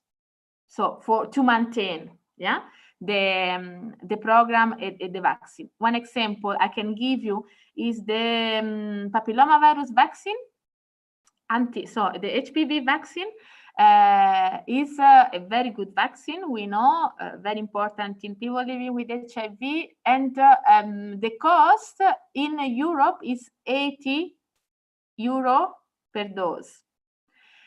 The dose we can pay through Gavi, so in low-income countries, is about, let's say, $7 per dose, but all in the implementation. After this country, they will need to pay the full price, which is indeed $80. 80 euros is not at all the same in Europe and in a low-income country. So just to say, it's very complex mechanism. I'm not an expert of access because it's really behind my capacity as a doctor, but I've been working with vaccination a lot, and I know this is a big issue. And with MSF, we do try indeed to avoid the lack of transparency, because it's very dangerous, and there is not reason to not be transparent. And indeed, the fact that now there is this lack of transparency raise a lot of questions about these deals, and what are the reasons behind the final price and the negotiations done in one country and in the other.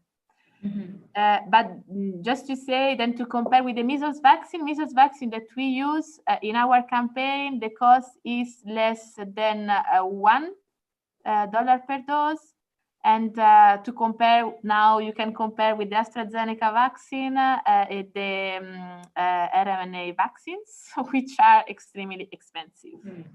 Okay, so there's no standard, which is part of what makes this so difficult. All right, so now there were quite a few questions relating to who's considered to be high risk and who for COVID, and in particular, who should be getting the vaccines. And so I'm going to try and ask a bunch of those questions, and I hope that I get all of them right. So the first one was from Caressa about detectable versus undetectable HIV and differences in viral load. I think in some ways you answered that, in that there's no contraindication for people with well-managed and presumably by that you mean undetectable or low viral load HIV. But for people who are not stable on treatment, we don't have data on that. So we don't know what the impact of the vaccine on those people will be. Am I right there? Yes, you're fully right. So usually we say the definition of stable, no? Well-managed HIV, usually in the definition there is undetectable viral load, which means that the treatment is working and then everything is going as it should, there is not resistance, etc., the adherence is good, etc. Then when I say that there is no evidence, it's not evidence about safety, but also about efficacy. In the sense, it's very likely then if the viral load is not under control, then also the immune system is affected, which means it may be less able to react and to develop an immune response. I think we are more concerned for the vaccine we have today, then it may change with other vaccines. I'm more concerned about efficacy than safety, actually. But the doctor that is taking care of the person will know perfectly well what is the balance, between the risk and the benefit for the person during a pandemic, depending on the epidemiological situation and the work of the person.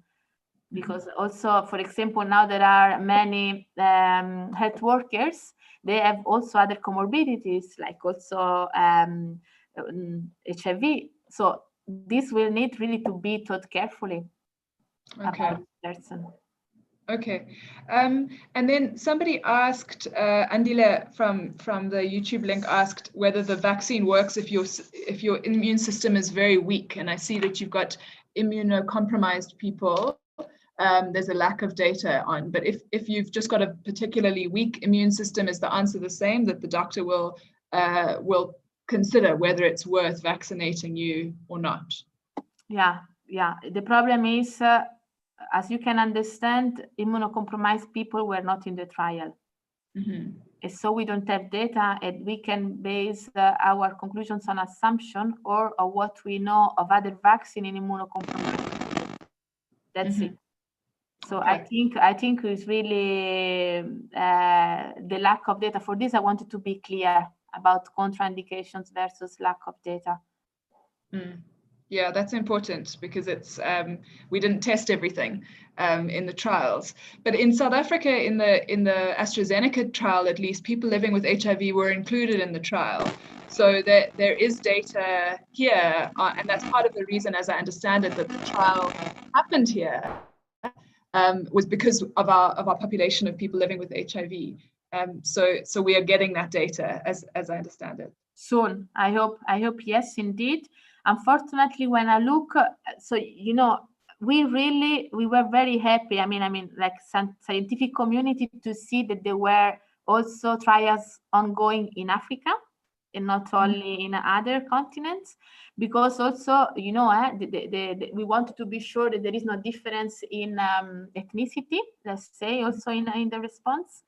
And also, indeed, what we were saying about, indeed, all the possible factors we may impact efficacy.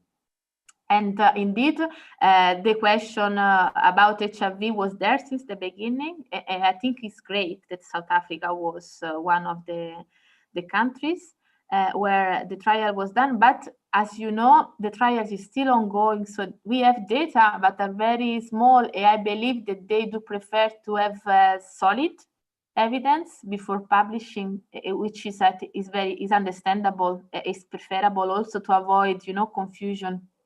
But data will come thanks to South African data, thanks to the trials done. Okay, that's great. So there were a few questions about if people have recovered from COVID, whether they need to be vaccinated, if people have active COVID, whether they should be vaccinated. And I see on your slide here that it says you should avoid vaccination in the acute phase of the disease. So if the COVID's active, but if there's a previous infection with COVID, you do still need to be vaccinated, or you can still be vaccinated. And somebody asked, I think Tommaso or Neo, I'm not sure who, asked, would you have the same dose? If you've previously had COVID, would you have the same dose of the vaccine as everybody else? Yes, so one of the concern of the scientists was indeed the safety of the vaccination in these people that they had. So this could somehow compromise or cause a worse disease. And then indeed in the trials, they saw it that it was not true. I mean, there was not risk at all. And this was the main concern. And the data we have, they showed that there was not impact. So it's safe. And in terms of efficacy as well, is efficacious. Why?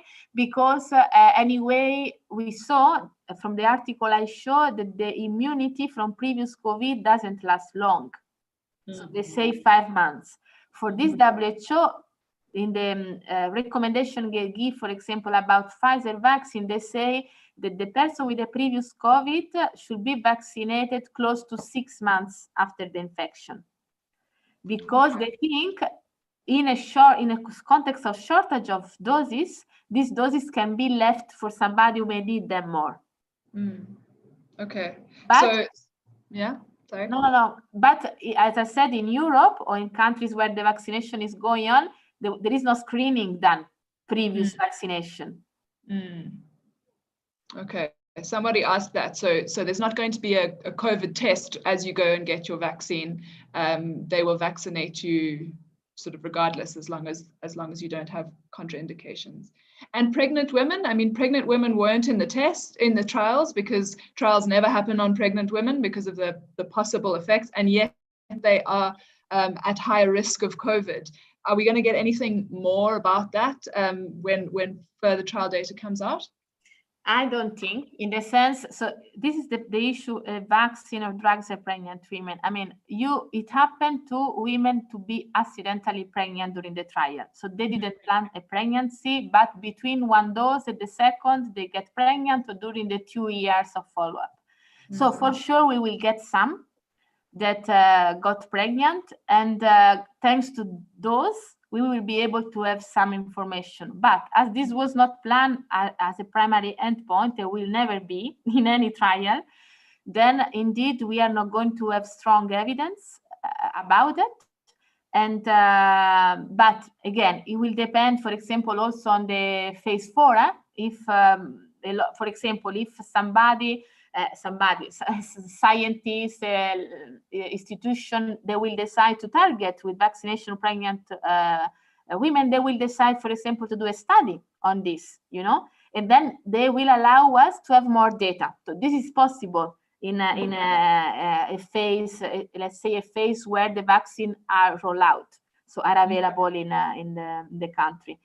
And for, I think, one category which is even more interesting, the pregnant, is the lactating woman. Why? And then for this, we managed to get some answer from WHO for Pfizer vaccine, at least, because at the beginning, indeed, pregnant, okay, you are not part of the group at risk, in the sense you are not working at the front line, usually, when you know you are pregnant. But you are lactating, maybe, and you are working as a front line working. Yeah. So what should this woman do? Should renounce to breastfeeding, or should get vaccinated? It's an important question, and this may be big numbers when we talk about middle or low-income countries where breastfeeding is more common. So for this, we had these questions, and we got some answer from WHO, from the expert, in saying that there is so far no evidence. Also in the preclinical studies, so in animals.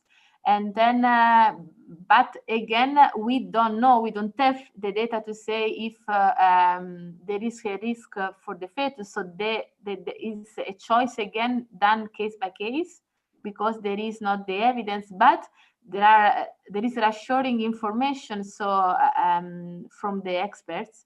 And I think, anyway, as always, at the end, it's the personal decision of the person, unfortunately. But just to say, then it's more complex than just pregnant.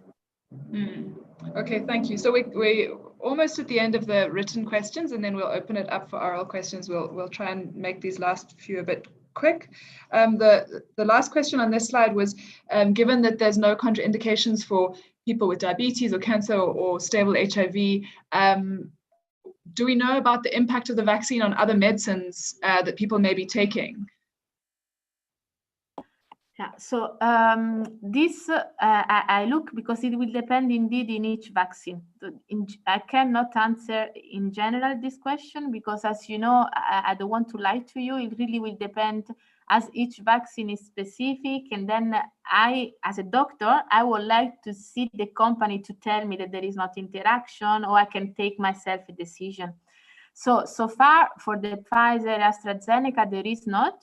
They say there is not interaction with other drugs, but also, for example, with other vaccine, they do advise to wait at least 15 days between a vaccine before and after receiving COVID-19 vaccine, because there is, we know that we can, for many vaccines we have, we know we can give them at the same time without not issue. For the COVID-19 vaccine, we don't have the evidence, so we do prefer to wait 15 days. And then for the drugs, really, I think we need to rely on the product insert that is going together with each vaccine, because it is impossible for me to answer the question in general for all the candidates vaccine. Mm-hmm. Okay, but the indication so far is that there isn't interaction, but we've got to wait for the product inserts to know whether and the extent to which there would be interaction. Okay, thank you. And then I think two more questions. The first is about our variant, the South African variant, or the new variant, if we don't want to call it the South African variant, which I think we don't. Will the vaccines work on it? This is a very good point, Sasha. We say, so as we don't call SARS-CoV-2 the Chinese vaccine, we should not call the South African virus. I fully agree with you, because yeah, it's or South African virus, etc. As I say, mutation, they happen all the time in viruses, all the time, really. And we saw this coming. We were expecting these variants, and it made also a hypothesis about that. So as I said, before yesterday, when the Moderna press release came out, the experts, they say that very likely there is no impact on mRNA vaccines. So I have this also in a slide at the end, if you want to show, or I can show. I put it because I say I will share with the participants. If you go downstairs, sorry, here, that one.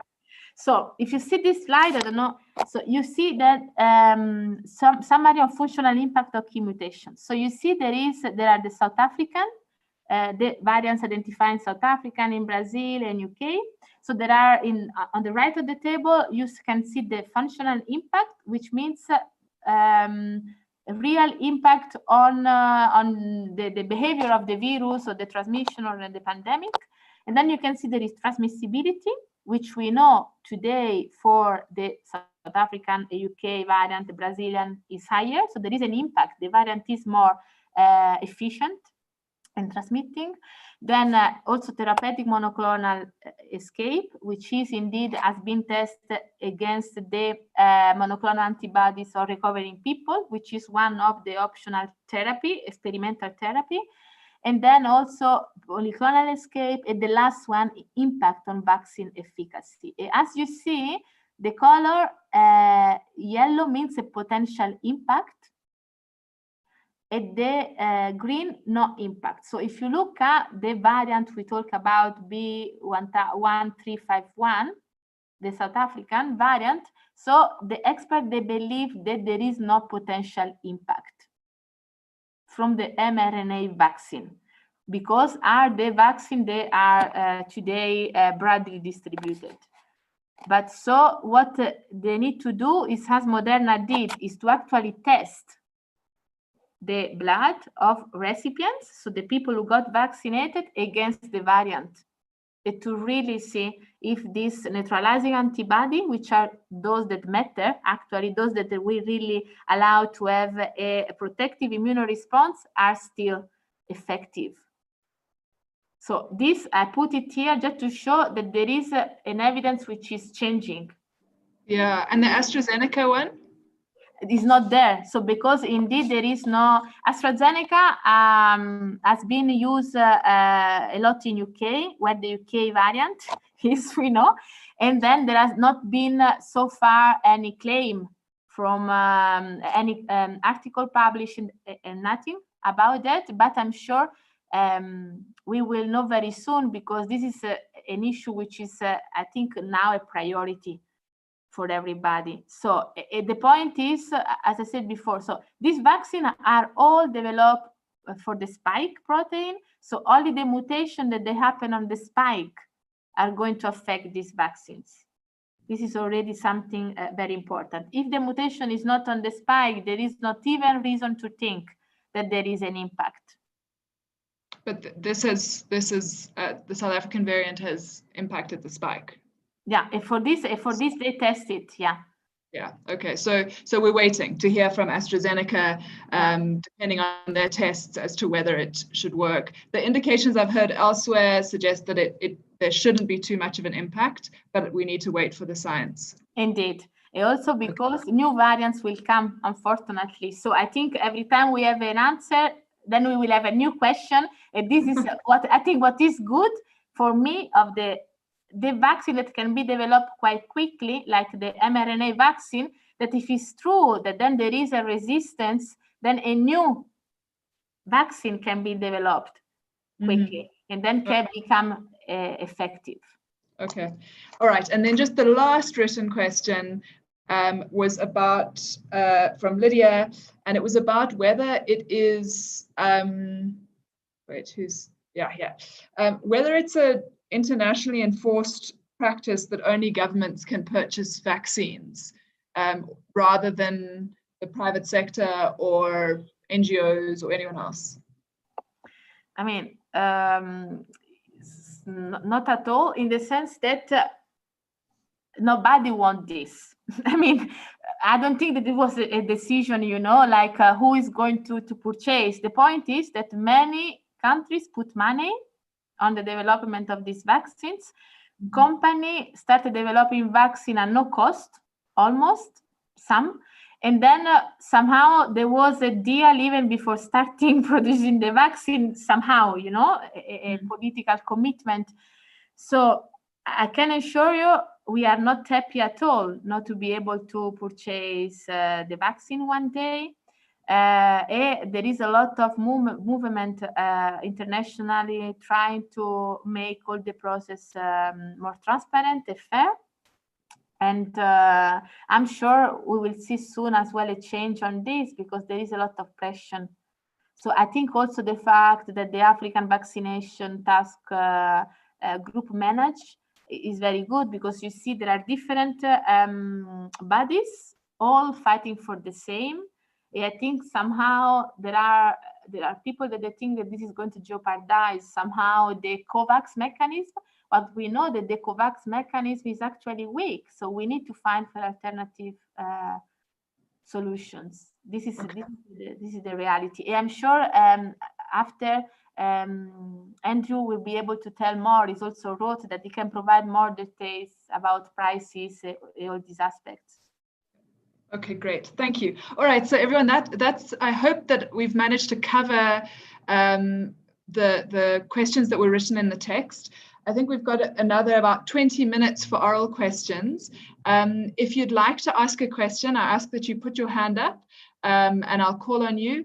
And if you can make it as brief and efficient as possible, so that we can get through as many questions as possible. Isabella, you put up your hand. There is one question I saw quickly. Sorry, I missed the answer probably. But if you get vaccinated, you need to quarantine yourself, or if you indeed you can infect others and get infected. Indeed.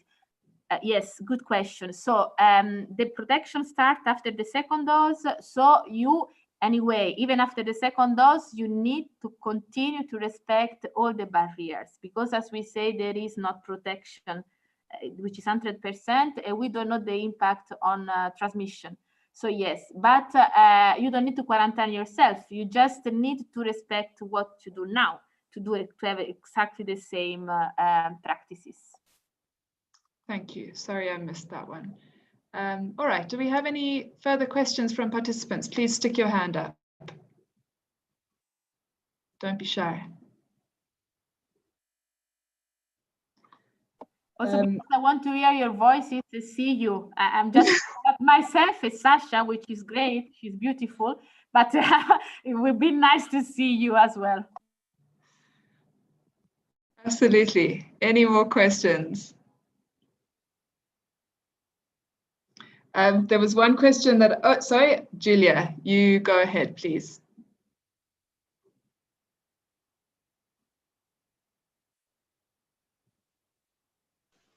Sorry, I was muted. Can you hear me?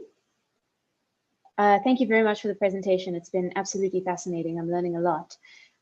This is kind of a logistical question because most of the vaccines that we're procuring have 2 doses. If we can't get the second dose of the vaccine to everybody who was vaccinated at first within those 4 weeks, does the immunity kind of disappear? Does that mean that the whole kind of program was for nothing? And does South Africa have the capacity in its health system to reach everybody twice within 2 weeks? Thanks. Excellent question. This was indeed the reason why in Europe they told to just give 1 dose and then to see if it was easier. Also because we know for some communities like migrants, it would be very difficult to be able to reach them twice or other difficult communities. So as MSF, we are really looking into that, how to be able to achieve high coverage with 2 doses. So just to say then, I think this is what the now programs are looking into carefully to be sure that they have enough doses, 2 doses for the group they target. One example, in Belgium, there are 2 vaccines now, Pfizer and Moderna. I saw that they're giving Pfizer to one group and Moderna to the other, probably because they calculate the number of people that they are targeted by one and by the other. They want to be sure they don't mix up the vaccine, because today the recommendation is not to give 1 dose of a vaccine and then a dose of the other, but to complete the schedule with the same vaccines. And then there is indeed this recommendation on not to mix even for the mRNA vaccine to get the same. So I believe that the programs are really looking into to be sure that they can guarantee for the target group 2 doses. This is the most challenging because they may have doses to start a campaign, but not to guarantee the 2 doses. So then I think in MSF, we learn this very well. You should not start if you cannot guarantee full coverage. Because if you start, then as you said, Julia, you will get into trouble, because you will realize you don't have enough doses, and then your first dose may be completely waste. Because if you are going to be able to vaccinate after 6 months, is the first dose still good? We don't have this answer because, again, we have all information for short time now. But anyway, WHO really recommends not to delay too much, more than 6 weeks between the 2 doses, at least for the Pfizer, for which they have expressed an advice. Thank you. Thanks, Julia. Thanks, Isabella. Are there any further questions? I noticed that I missed one question, and it relates to a question from Toko, or it's similar, and that's about whether people will need to quarantine between shots or take any other steps or do anything different to what we're doing now between vaccine shots. No, no need, no, not at all, apart to be vigilant for side effects, to report them. This is very important. It's what I tell all my colleagues that they got vaccinated, that really if they have even a small side effect, it's very important to report, because we need to have the full data for this phase 4, even more if it's something rare or odd that we haven't experienced before, is very important to report. But that said, they are vaccinating now health workers while they are working. So the same day, what they need to do, and this is very important, is to watch the person, to observe the person for 30 minutes, we say, It depends on if the person is is part of the precautions, the precautions for short 30 minutes. In some places, they observe the general population without any precautions for 15 minutes, which I think is quite short. So 30 minutes is good. What is very important, I think, because they are talking if to allow pharmacies to give the vaccine or as well in the pharmacy, etc. I believe that vaccination must be done in a place where it's possible to manage a severe side effects. So I don't have any issue if they want to put it in the pharmacy, as far as then the pharmacies are able to manage an anaphylactic shock. This is the point, because it's extremely rare, but again, as I said, we don't accept any damage for a healthy person from a vaccine. So we should avoid as much as possible anything. Okay, thank you. So it's just kind of taking sensible steps and making sure that both individuals individuals who are being vaccinated and the system puts in place these sensible steps to make sure people are safe. Thank you. Spongile, go ahead. Hi everyone. My question it's more of an advocacy question. As we know that the pandemic has affected everyone, especially globally.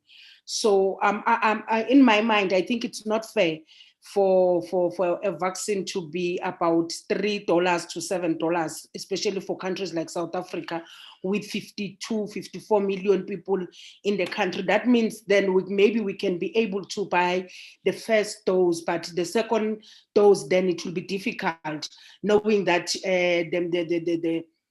how things are done in South Africa. So I just think here to say, as South Africans, I think maybe if we can, as the world, not as South Africans per se, as the world, if we can find to say how much is to produce one dose, so that we can be able to make an argument out of that to say it cannot be that 3 doses or $4 to $7 and then per dose, then that is too much for me, because I think we cannot, especially for poor African countries and middle income African countries. Thank you. I cannot agree more with you. I mean, there is nothing I can say apart that as MSF, we have a group access campaign that has been working, night and day to try to really to discuss this for all the humanitarian actors, and indeed about the price. But I think the citizens are really needed everywhere to also raise their voice, and then to show actually that until when we are all safe, no one is safe. And this is something has been clear since the first days of this pandemic for everything, and for vaccination is indeed the role. Thank you. Munyana asks, is it likely that the vaccine dose will last a lifetime? That mirrors another question. How long does the vaccine last in your body? Are we going to need to do these every so often, like a flu jab every year, or more or less often than that? I'm sorry, I cannot answer this question because it's for the moment it's just theories and speculation. What we know. We saw the virus is mutating. We know it, and we were expecting this. Then the impact of this mutation on the vaccine are unknown, as we said before. So flu indeed is different.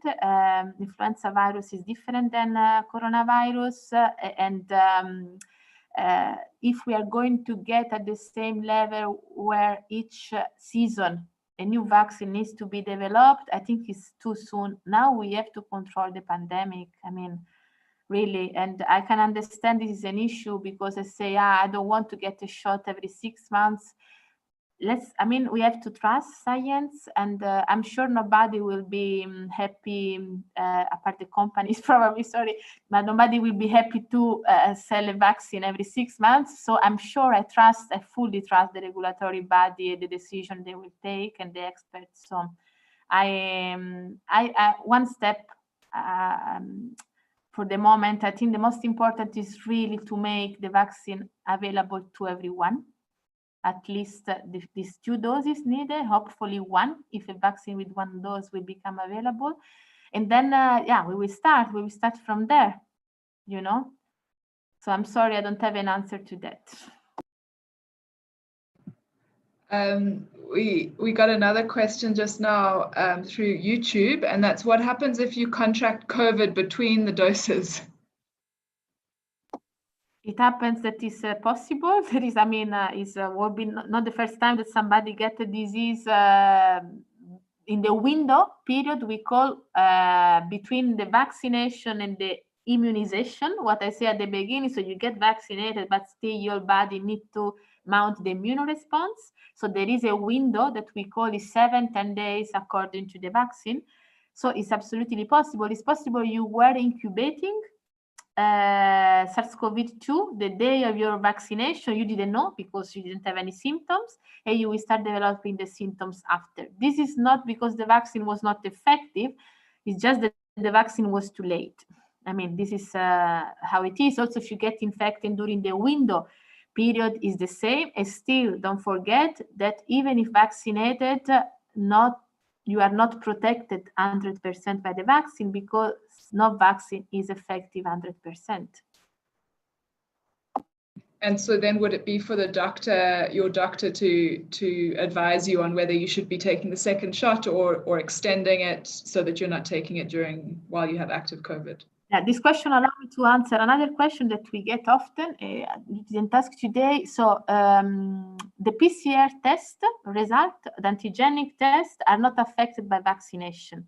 So at least this is the evidence we have today. So if you get vaccinated, you have a positive test, it's not because you got the vaccine, but it's because you have a SARS-CoV-2. So this is important also because sometimes people, there have been also rumors about introducing the vaccination card, the passport, is how it's called. And then people may get the question or the doubt, but then if I get vaccinated and I need to travel, I need to test, is this a false positive? No.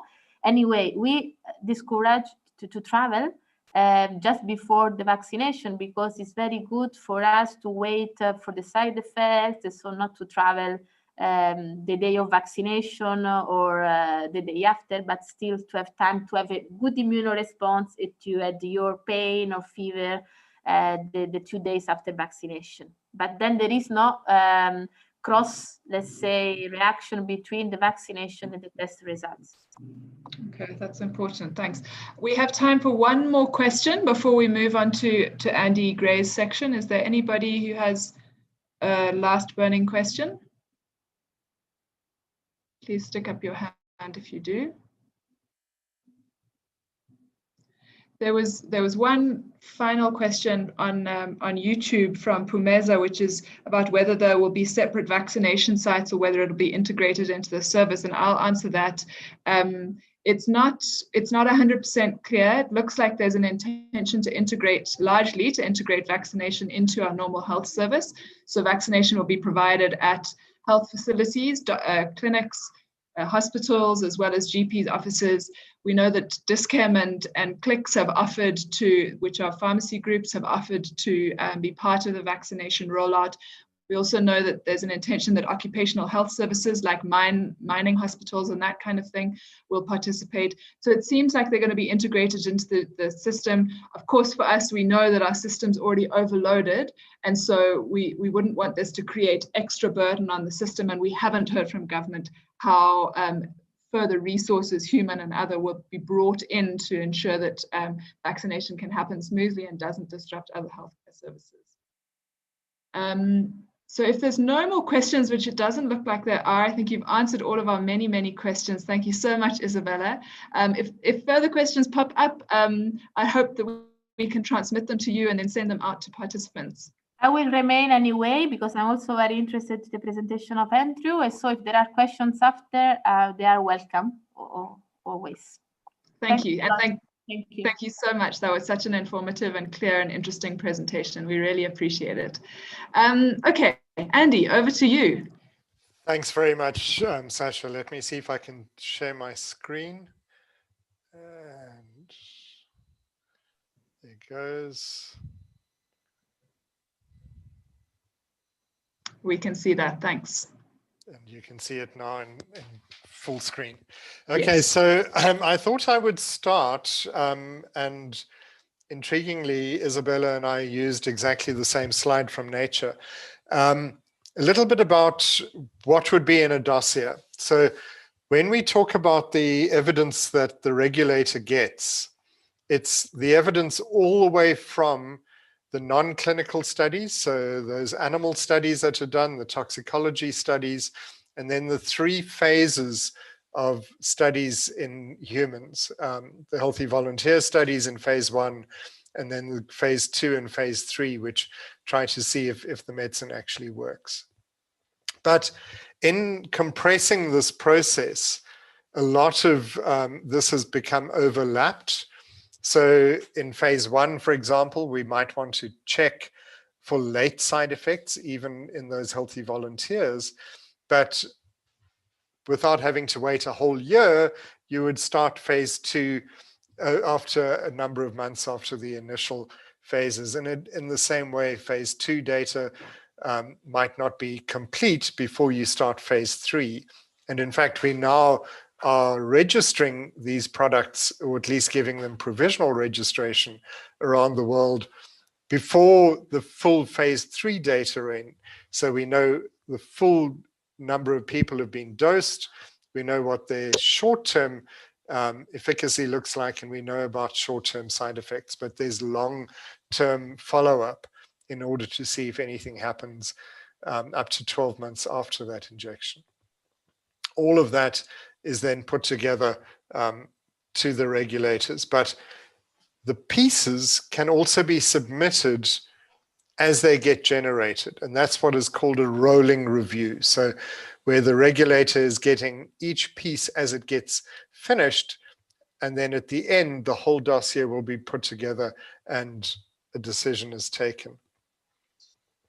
So how does it look in South Africa? So we have the South African Health Products Regulatory Authority, which is an independent national medicines regulatory authority. It's located outside of the Department of Health and stands entirely alone with its own board of directors. The decision-making at SAPRA is vested in the staff. So it's not the board that takes the decisions. In the old days, it was the Medicines Control Council, and it was those part-timers who took the decisions. Now it's the staff of SAPRA who take them. But the CEO, the Chief Executive Officer of SAPRA, is able to appoint advisory committees which can make recommendations to the staff. It's responsible for medicines, both human and animal, for medical devices, in vitro diagnostics, and on behalf of the Department of Health, it also looks after radionuclides, which at the moment fall under the Hazardous Substances Act. The most important section of the Medicines Act of 1965 is this requirement in section 14 that medicines may not be sold unless they have been registered if they've been the subject of a declaration. In other words, a call-up notice. And so the possibility was created back in 1965 for medicines to be dealt with in categories as we worked our way through. And it took from 1967 until 1985 to work through all of the human medicines. And since then, anything new has had to be registered before it could be sold. So apart from the complementary medicines, which are being dealt with separately, but including all of the biological medicines, they have all been the subject of a call-up notice. So they all have to be registered before they can be sold. Now, in that section, some of you who were reading it might have seen, except in terms of section 21. And section 21 allows for access to unregistered medicines. There are a number of scenarios that are covered by that. One is clinical trials, and something which is being tested for the first time is not yet registered. So a section 21 approval is implicit in approving the trial. But generally they're for individual patients, or there can be a bulk approval. For example, if the state is unable to procure stock of a medicine, then a bulk approval for importation of a replacement medicine can be made. So what does SAPRA look at when it's deciding whether to register a medicine or a vaccine? By law, it's only allowed to look at 3 elements: the quality, the safety, and the efficacy. So the first is the quality. How is the medicine made? What ingredients are in there? What are the processes? How do we know that consistently each of the batches will look the same? And then importantly, how will quality be assured during ongoing production and distribution? So it's not just a simple matter of saying, we made a batch and this is what it looks like. We have to think about the ongoing quality assurance. The safety, Isabella covered quite a lot of. So we want to know, are the expected adverse effects proportional to the proposed use? We also want to know about subjects such as pregnancy and lactation.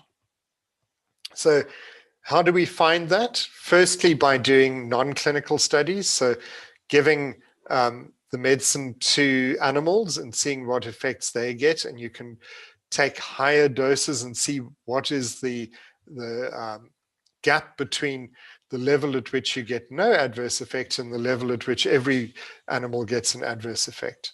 You can also look at pregnancy in animals. You can look at the effect on the fetus in animal models.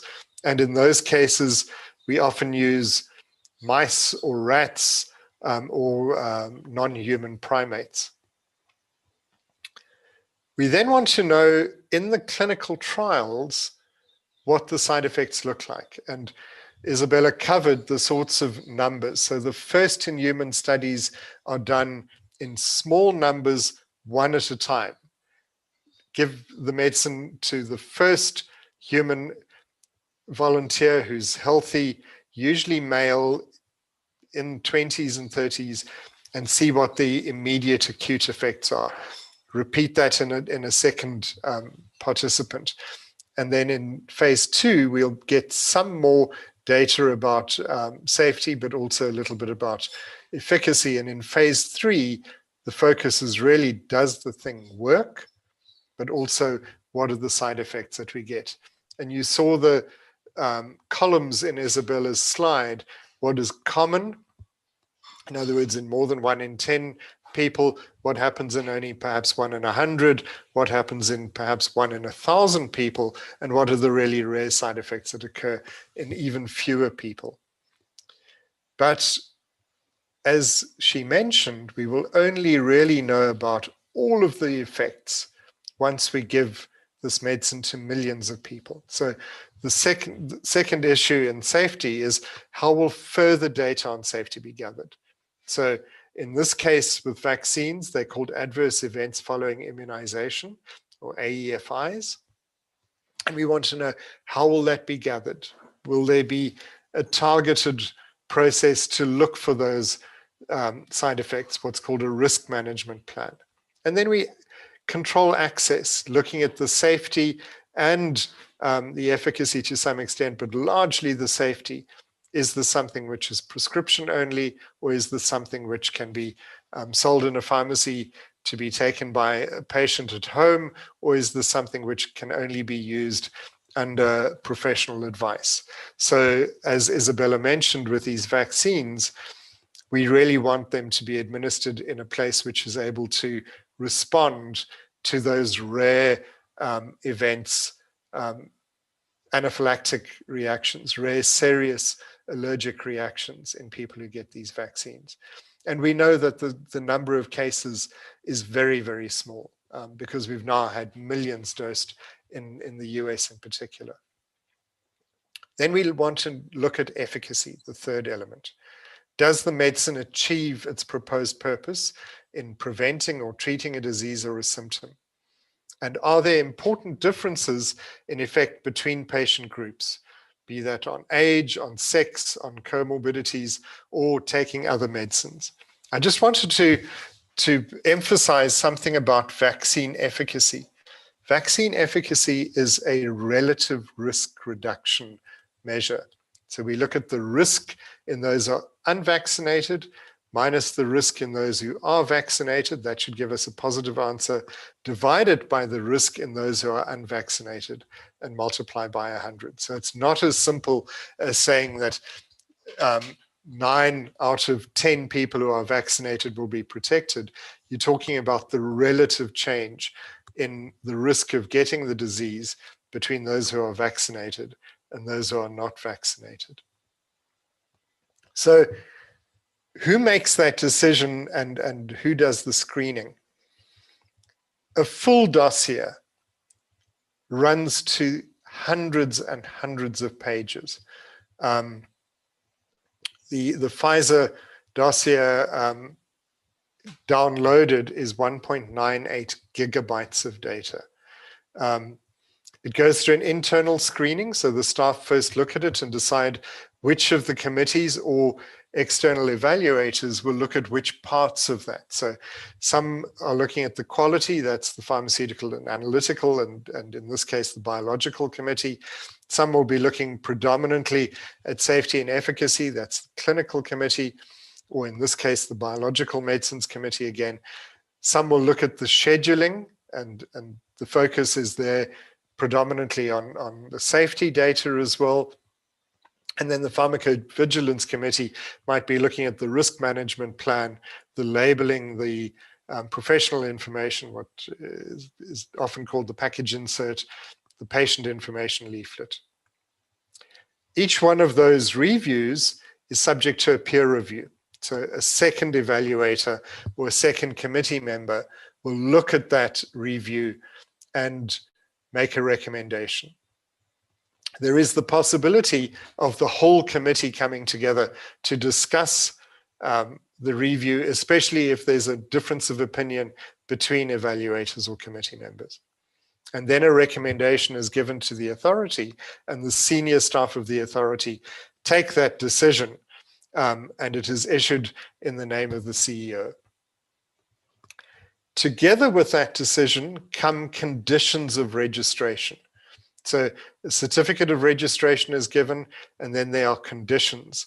And in the case of the vaccines, many regulators are saying this is provisional registration for a year or 2 years, contingent on that applicant completing the phase 3 studies and doing the phase 4 post-marketing studies.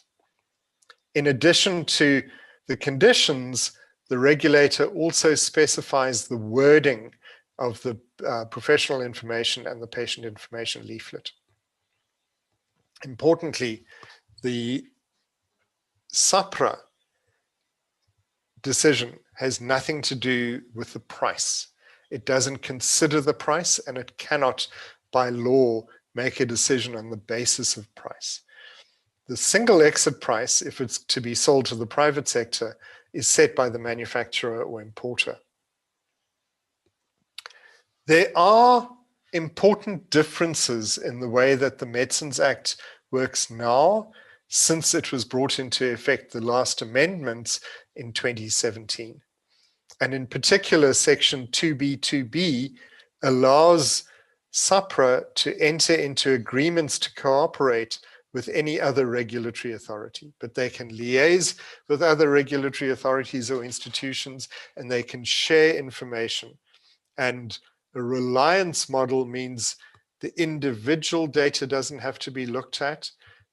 Instead, SAPRA can look at some other regulator's assessment of the same data. They get it all, but they can look at that other assessment and then make a decision on the basis of that, relying on that other regulator's assessment. At the moment, SAPRA would accept a regulatory assessment from the major regulators, so the US FDA, the European Medicines Agency, the MHRA in the United Kingdom, Therapeutic Goods Administration in Australia, Health Canada, and Swissmedic. With biological medicines, there are two other aspects that need to be considered. The first is that every single batch normally gets tested prior to it being released, and tested by a laboratory which is contracted to do this by SAPRA. It's called the National Control Laboratory for Biological Products, and it's located in Bloemfontein at the University of the Free State. However, there is the possibility of reliance. So if the same batch has been tested by another control laboratory, and that same batch is sold in South Africa, and the conditions under which it was transported can be documented, there is the possibility of being able to rely on that other control laboratory. And then in the case of the adenovirus vectored vaccine, so that's the AstraZeneca Oxford vaccine, there is the possibility of, or the requirement rather, that this also have approval from someone called the Registrar of Genetically Modified Organisms.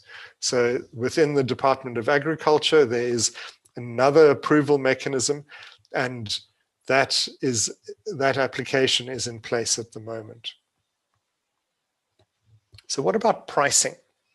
Although pricing is dealt with in the Medicines Act, it's not SAPRA's job at all. What the Act creates is a pricing committee, and it enables the minister to make regulations on a transparent pricing system. And in particular, it says that for any purchaser other than the state, the same price has to be paid by all of those private sector purchasers. And that is called the single exit price. There are exceptions to this, the Schedule 0 medicines that are sold in any retail outlet, and medical devices and in vitro diagnostics have been exempted a couple of times. Each of these is a time-limited 3-year exemption from pricing. But the only time that there can be an intervention of any sort is in the January of the year after the medicine is first put on the market. So every year in January, a single exit price adjustment maximum is set by the minister on the advice of the pricing committee. And that increase in the SEP is limited to a certain amount per annum. And every year that amount varies. And it's varied usually around about the inflation rate or less than that. So it has been 0 in 1 year, but normally increases around 2 to 4% have been pretty normal. In the policy, but not yet in law, there was a recommendation that we should compare our prices with the prices in other parts of the world and ensure that we get, if not the lowest price, close to the lowest price. It's been proposed but never implemented. In addition, the cost effectiveness of a vaccine might be looked at, or of any medicine, but at the moment those pharmacoeconomic evaluations are voluntary, and it's not clear what the implications are if a vaccine or a medicine is not considered to be cost effective. So I thought I would, before I finish, just talk a little bit about the prices that we've been offered and how they vary compared to other vaccines on the market. So if we take the $5.25 price that we think we will be paying for the AstraZeneca vaccine provided through the Serum Institute of India, that is around 78 Rand per dose. At the moment, vaccines are the second biggest cost driver after antiretrovirals in the state, in the public sector.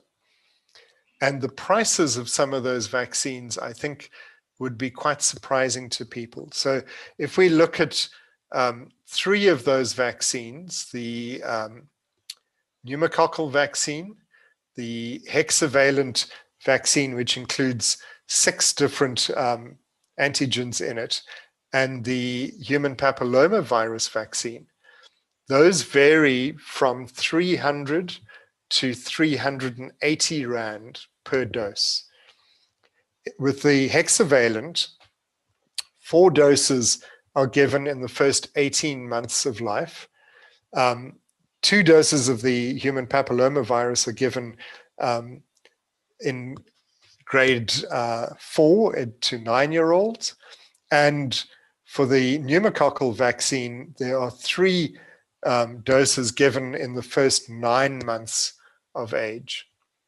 So you can see that for some of these vaccines, giving each child 4 doses of a vaccine which costs, say, 376 Rand in the case of the hexavalent vaccine, is a considerable investment. However, we only have about 1 million children born per year. So that means you would need 4 doses for 1 million people. So 4 million doses at around 376 Rand per dose. The challenge here is that we probably are looking at a far higher number of people, 25 million people, who would need to be vaccinated within 12 months with a vaccine that's going to cost us somewhere from 70 to 300 Rand a dose. The difference between state tender price and private sector prices is quite large. The human papillomavirus vaccine, for example, is over 800 Rand a dose. And in the private sector, usually 3 doses are given of that vaccine. So we don't yet know what the arrangement will be for the pricing of this vaccine, whether the proposals that are being put on the table at the moment of, for example, those who are covered by their medical schemes paying double and therefore subsidizing at least one other patient would be put in place, and how that would be done in terms of the single exit price mechanism. So I wanted to direct everyone to a really good website. This is the International Coalition for Medicines Regulatory Authorities, recently put out a very good statement. This one is aimed at healthcare professionals, but it really goes through all of the steps of assessment of safety and efficacy for COVID-19 vaccines. It's a great resource for anyone who wants to have any questions answered on this. So I'm happy to stop sharing at this stage and see if there are any questions that have come from the chat, or if there's anything that people would like to raise with me. Thank you very much. Thanks so much, Andy. There are a couple of questions that have come from the chat here and on YouTube. The one is just about, you talked about the reliance on other regulators for some of the decisions that SAHPRA makes, which in many ways makes sense. But of course, the risk is that if there has been political pressure put on other regulators, and we know, or we have suspicions about the political pressure put on regulators in the US, for example, under the Trump administration, is it wise for SAHPRA to be trusting their decisions on these things, or would it be better for SAHPRA to be making its own decisions and doing its own assessments? So you'll notice that it's not just the decision itself that is relied on, but the report. And so those reports are extensive. And in particular, the European Medicines Agency creates what's called an EPA, so a public assessment record. And that record is extensive. They run to 150 pages of detailed explanation of how they've pulled the data out of the full dossier and what the decisions are on that data. An assessor in this country can look at that report, and if there's anything which they want to get more information on, they can go back to the full dossier. But that report at least speeds up the process. So it's not just a matter of saying, they've said yes, therefore we'll say yes. It's about relying on a documented process. From the FDA, you'd want an unredacted evaluation report. And I see there was a question about the formula, and Isabella's put it up. So vaccine efficacy is the relative risk reduction between the attack rate in unvaccinated and the attack rate in vaccinated people, divided by the attack rate in the unvaccinated and then multiplied by 100. So that gives you the percentage. So it really depends on what that attack rate is. It's not just simply 95 means 95 out of 100 people.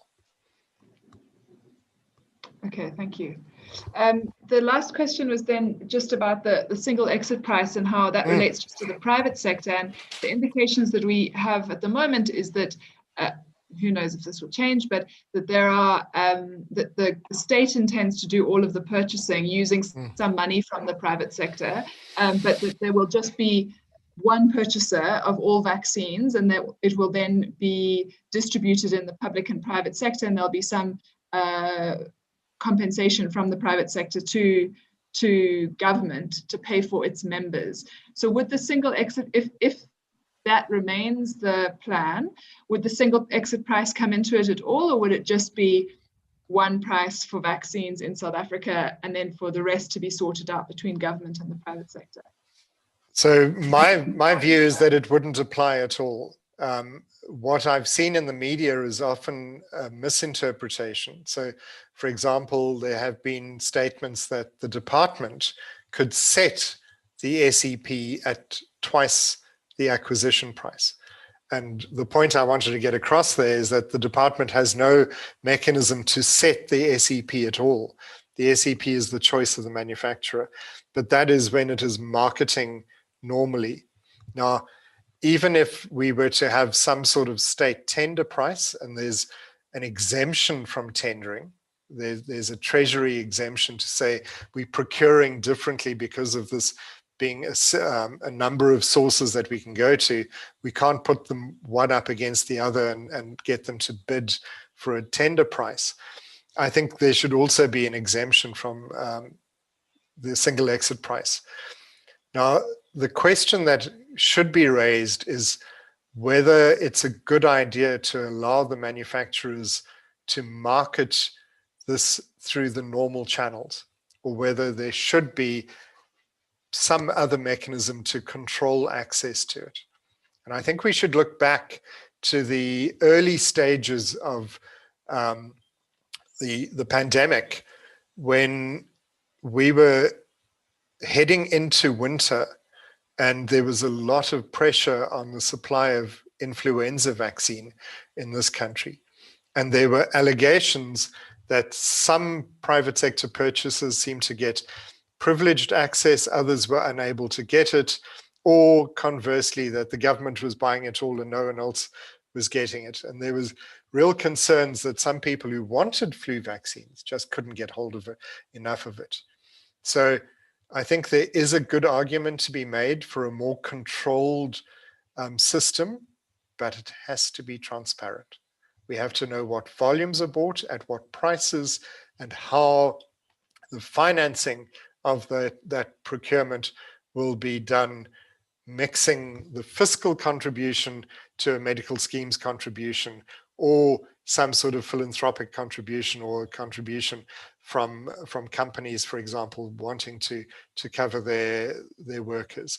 But what's really important is that we know who's paying what volumes are being bought, and how they are being allocated to various parts of the community.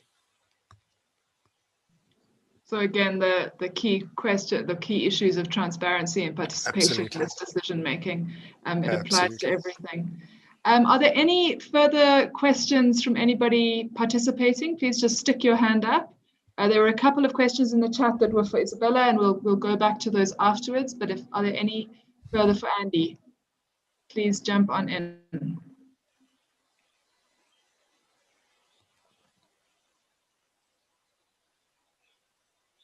Okay, I'm not seeing any questions. Looks like everybody wants to hit Isabella. Sorry, I tried. No, but hey, law and regulatory regulatory is boring. Everybody wants to know about their allergies. Thanks, Sasha. Thanks so much, Andy. And if we have any further questions, we'll definitely transmit. We'll send them through to you. Thank you. Isabella, there were just, I think, 3 questions, last questions for you. The one was from, I think, Spear, who said that they heard that the vaccine wasn't 100% effective, which is correct. It's not 100% effective. It is unlikely ever to be 100% effective, any vaccine. But the real question was, what would the impact be if somebody who has COVID at the time gets vaccinated? So if they are already infected with COVID and then they get vaccinated, what will the impact be on them? Thanks a lot. I wanted to, the presentation of Andy was very nice and very interesting. Not boring at all for me, but yeah, my presentation was much longer. I think I killed everybody by the famous PowerPoint dead. No, yes. So to answer this question, indeed, it's not 100% effective, as also Andy said, is really relative to the attack rate, which is also depend indeed on the prevalence of the disease. So as I said, in the study, they were people indeed that also got infected in between so they got a test just after the first dose, and there is not impact in the sense that there is no any concern for the safety. And then indeed, the point is more than to understand how long you need to wait for the second dose. Because as I said, so if you have symptoms, acute symptom of a disease, you should not get vaccinated. As for any other vaccine, it's better to wait the acute phase of an acute infection to be vaccinated. But then if you just get the vaccine and you develop fever the day after, then is where it's challenging, because this fever may be linked to the vaccine or may be linked actually to your real SARS-CoV-2 infection. So the point is indeed to be able to, this should be seen case by case, in the sense is then if the symptoms persist, is not for sure the vaccine, because I've said the symptoms, the side effects, that adverse effect following immunization, and they said are usually they last 48 hours, 72, so very short. But if you have then a COVID infection, the fever will last longer, the symptoms as well, so you will get tested, etc. And I believe your second dose will be delayed, because then you will need to be again well before getting the second dose. So these are very, I think, decision that needs to be taken on case-by-case basis. But in the study, then there was not harm in vaccinated people with SARS-CoV-2 if you are not sick, so sick not to be able to get a vaccine, any vaccine. In the trial, people were healthy, so they didn't have symptoms at the moment when they got the vaccine. And yes, in terms of efficacy, you still need the second dose. The problem is to be able to respect the interval that has been recommended, because you know SARS-CoV-2 for some people may last weeks before to get recovered. So I think this will depend really on the decision of your doctor and the cost-benefit analysis. Okay, so it's not dangerous to get the vaccine if you've got COVID. It's not recommended, but it's not dangerous. And the main issue is the gap between the first dose and the second dose, and whether you will be sick for too long to then get the second dose. But this is all questions that the doctor administering the vaccine will consider when they're doing so. I'm going to ask one more question before Moses's key HIV question. And that was just another question on the chat, which is about if you have allergies already, are you more likely to be allergic to the COVID vaccine or to have bad responses to the COVID vaccine? There was in the slide, I think I put it because indeed, so the real contraindication is the fact of the allergy to one of the components, or indeed, if you got the first dose, you got a severe allergic reaction, you are not eligible anymore for the second dose. This is obvious. But then if you have also a precaution is the allergy to another vaccine or another product. So in your life, you got a vaccine before and you had a severe allergic reaction, that is a precaution. It means that the doctor needs really to think carefully about the cost-benefit analysis. And allergy to food, contact to seasonal allergy are not precautions at all or contraindications at all. There is not an increased risk. Is at the end, sorry, was in the contraindications and versus lack of data. So very mild allergy, so like indeed food or contact, etc., are not even a precaution. There is not risk at all. An allergy to any other vaccine or injectable indeed is a precaution. So the doctor should advise you if you get the vaccine depending on your specific anamnesis, so the story. What was the vaccine, what happened, what was the drug, etc. And but no, in the common allergy, no, there is not issue. And can you quickly tell us, you have, I think, mentioned it, but if I get vaccinated whenever my time comes up, what are the very unworrying side effects I should expect? Although we're watching out for any side effects, but there's the swelling of the area, there's a bit of fever. That's the kind of thing that is normal for any vaccines, right? Yeah, indeed. So I think the thing that myself, if I will get vaccinated, then I will get worried if any symptom I haven't experienced before.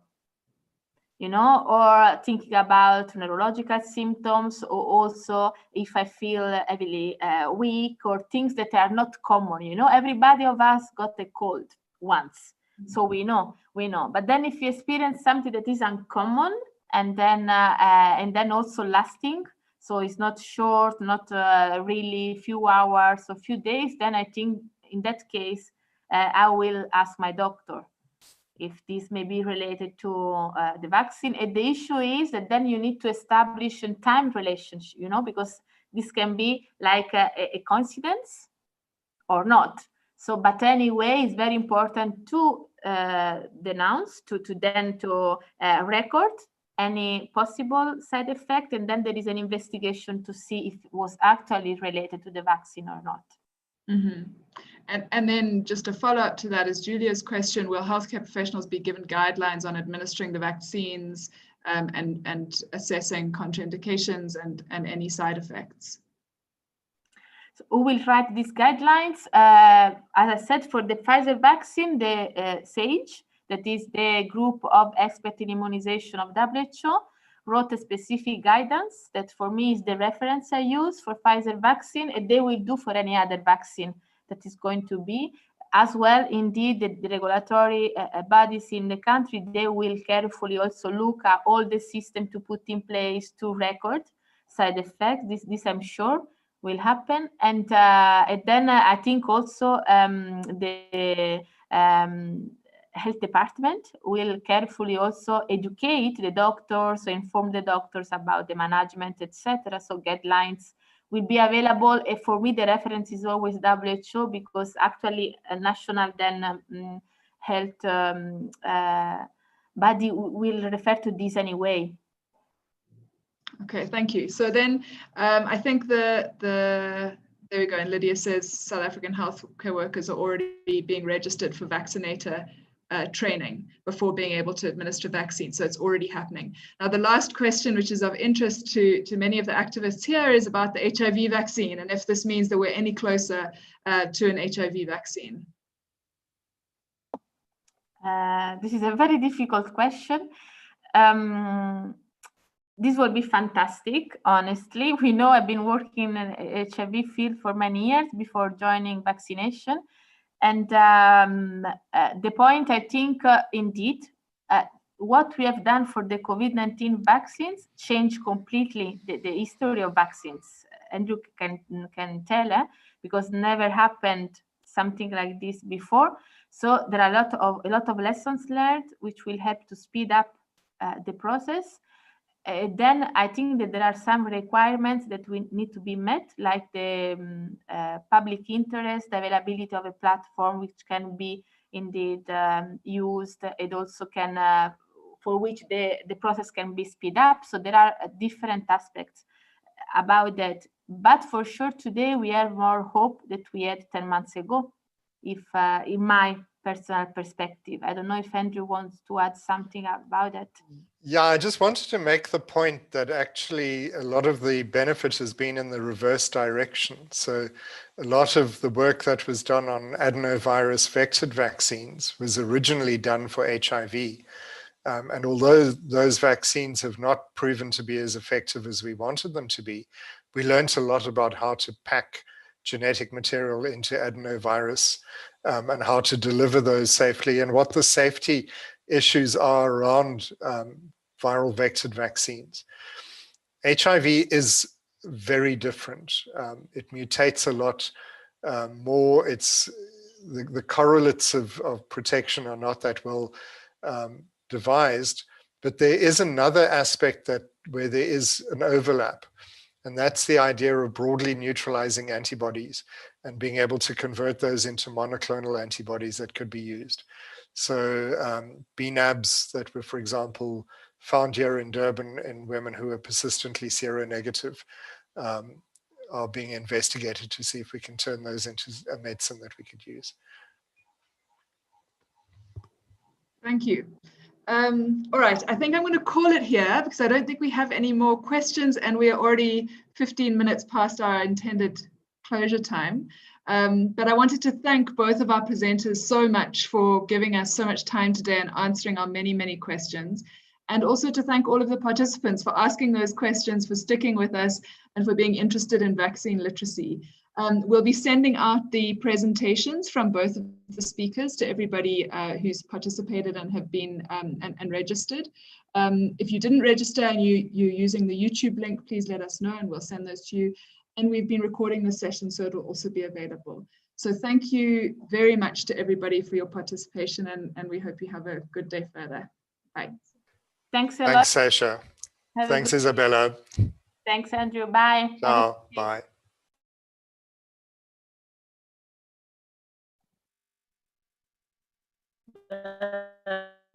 Bye.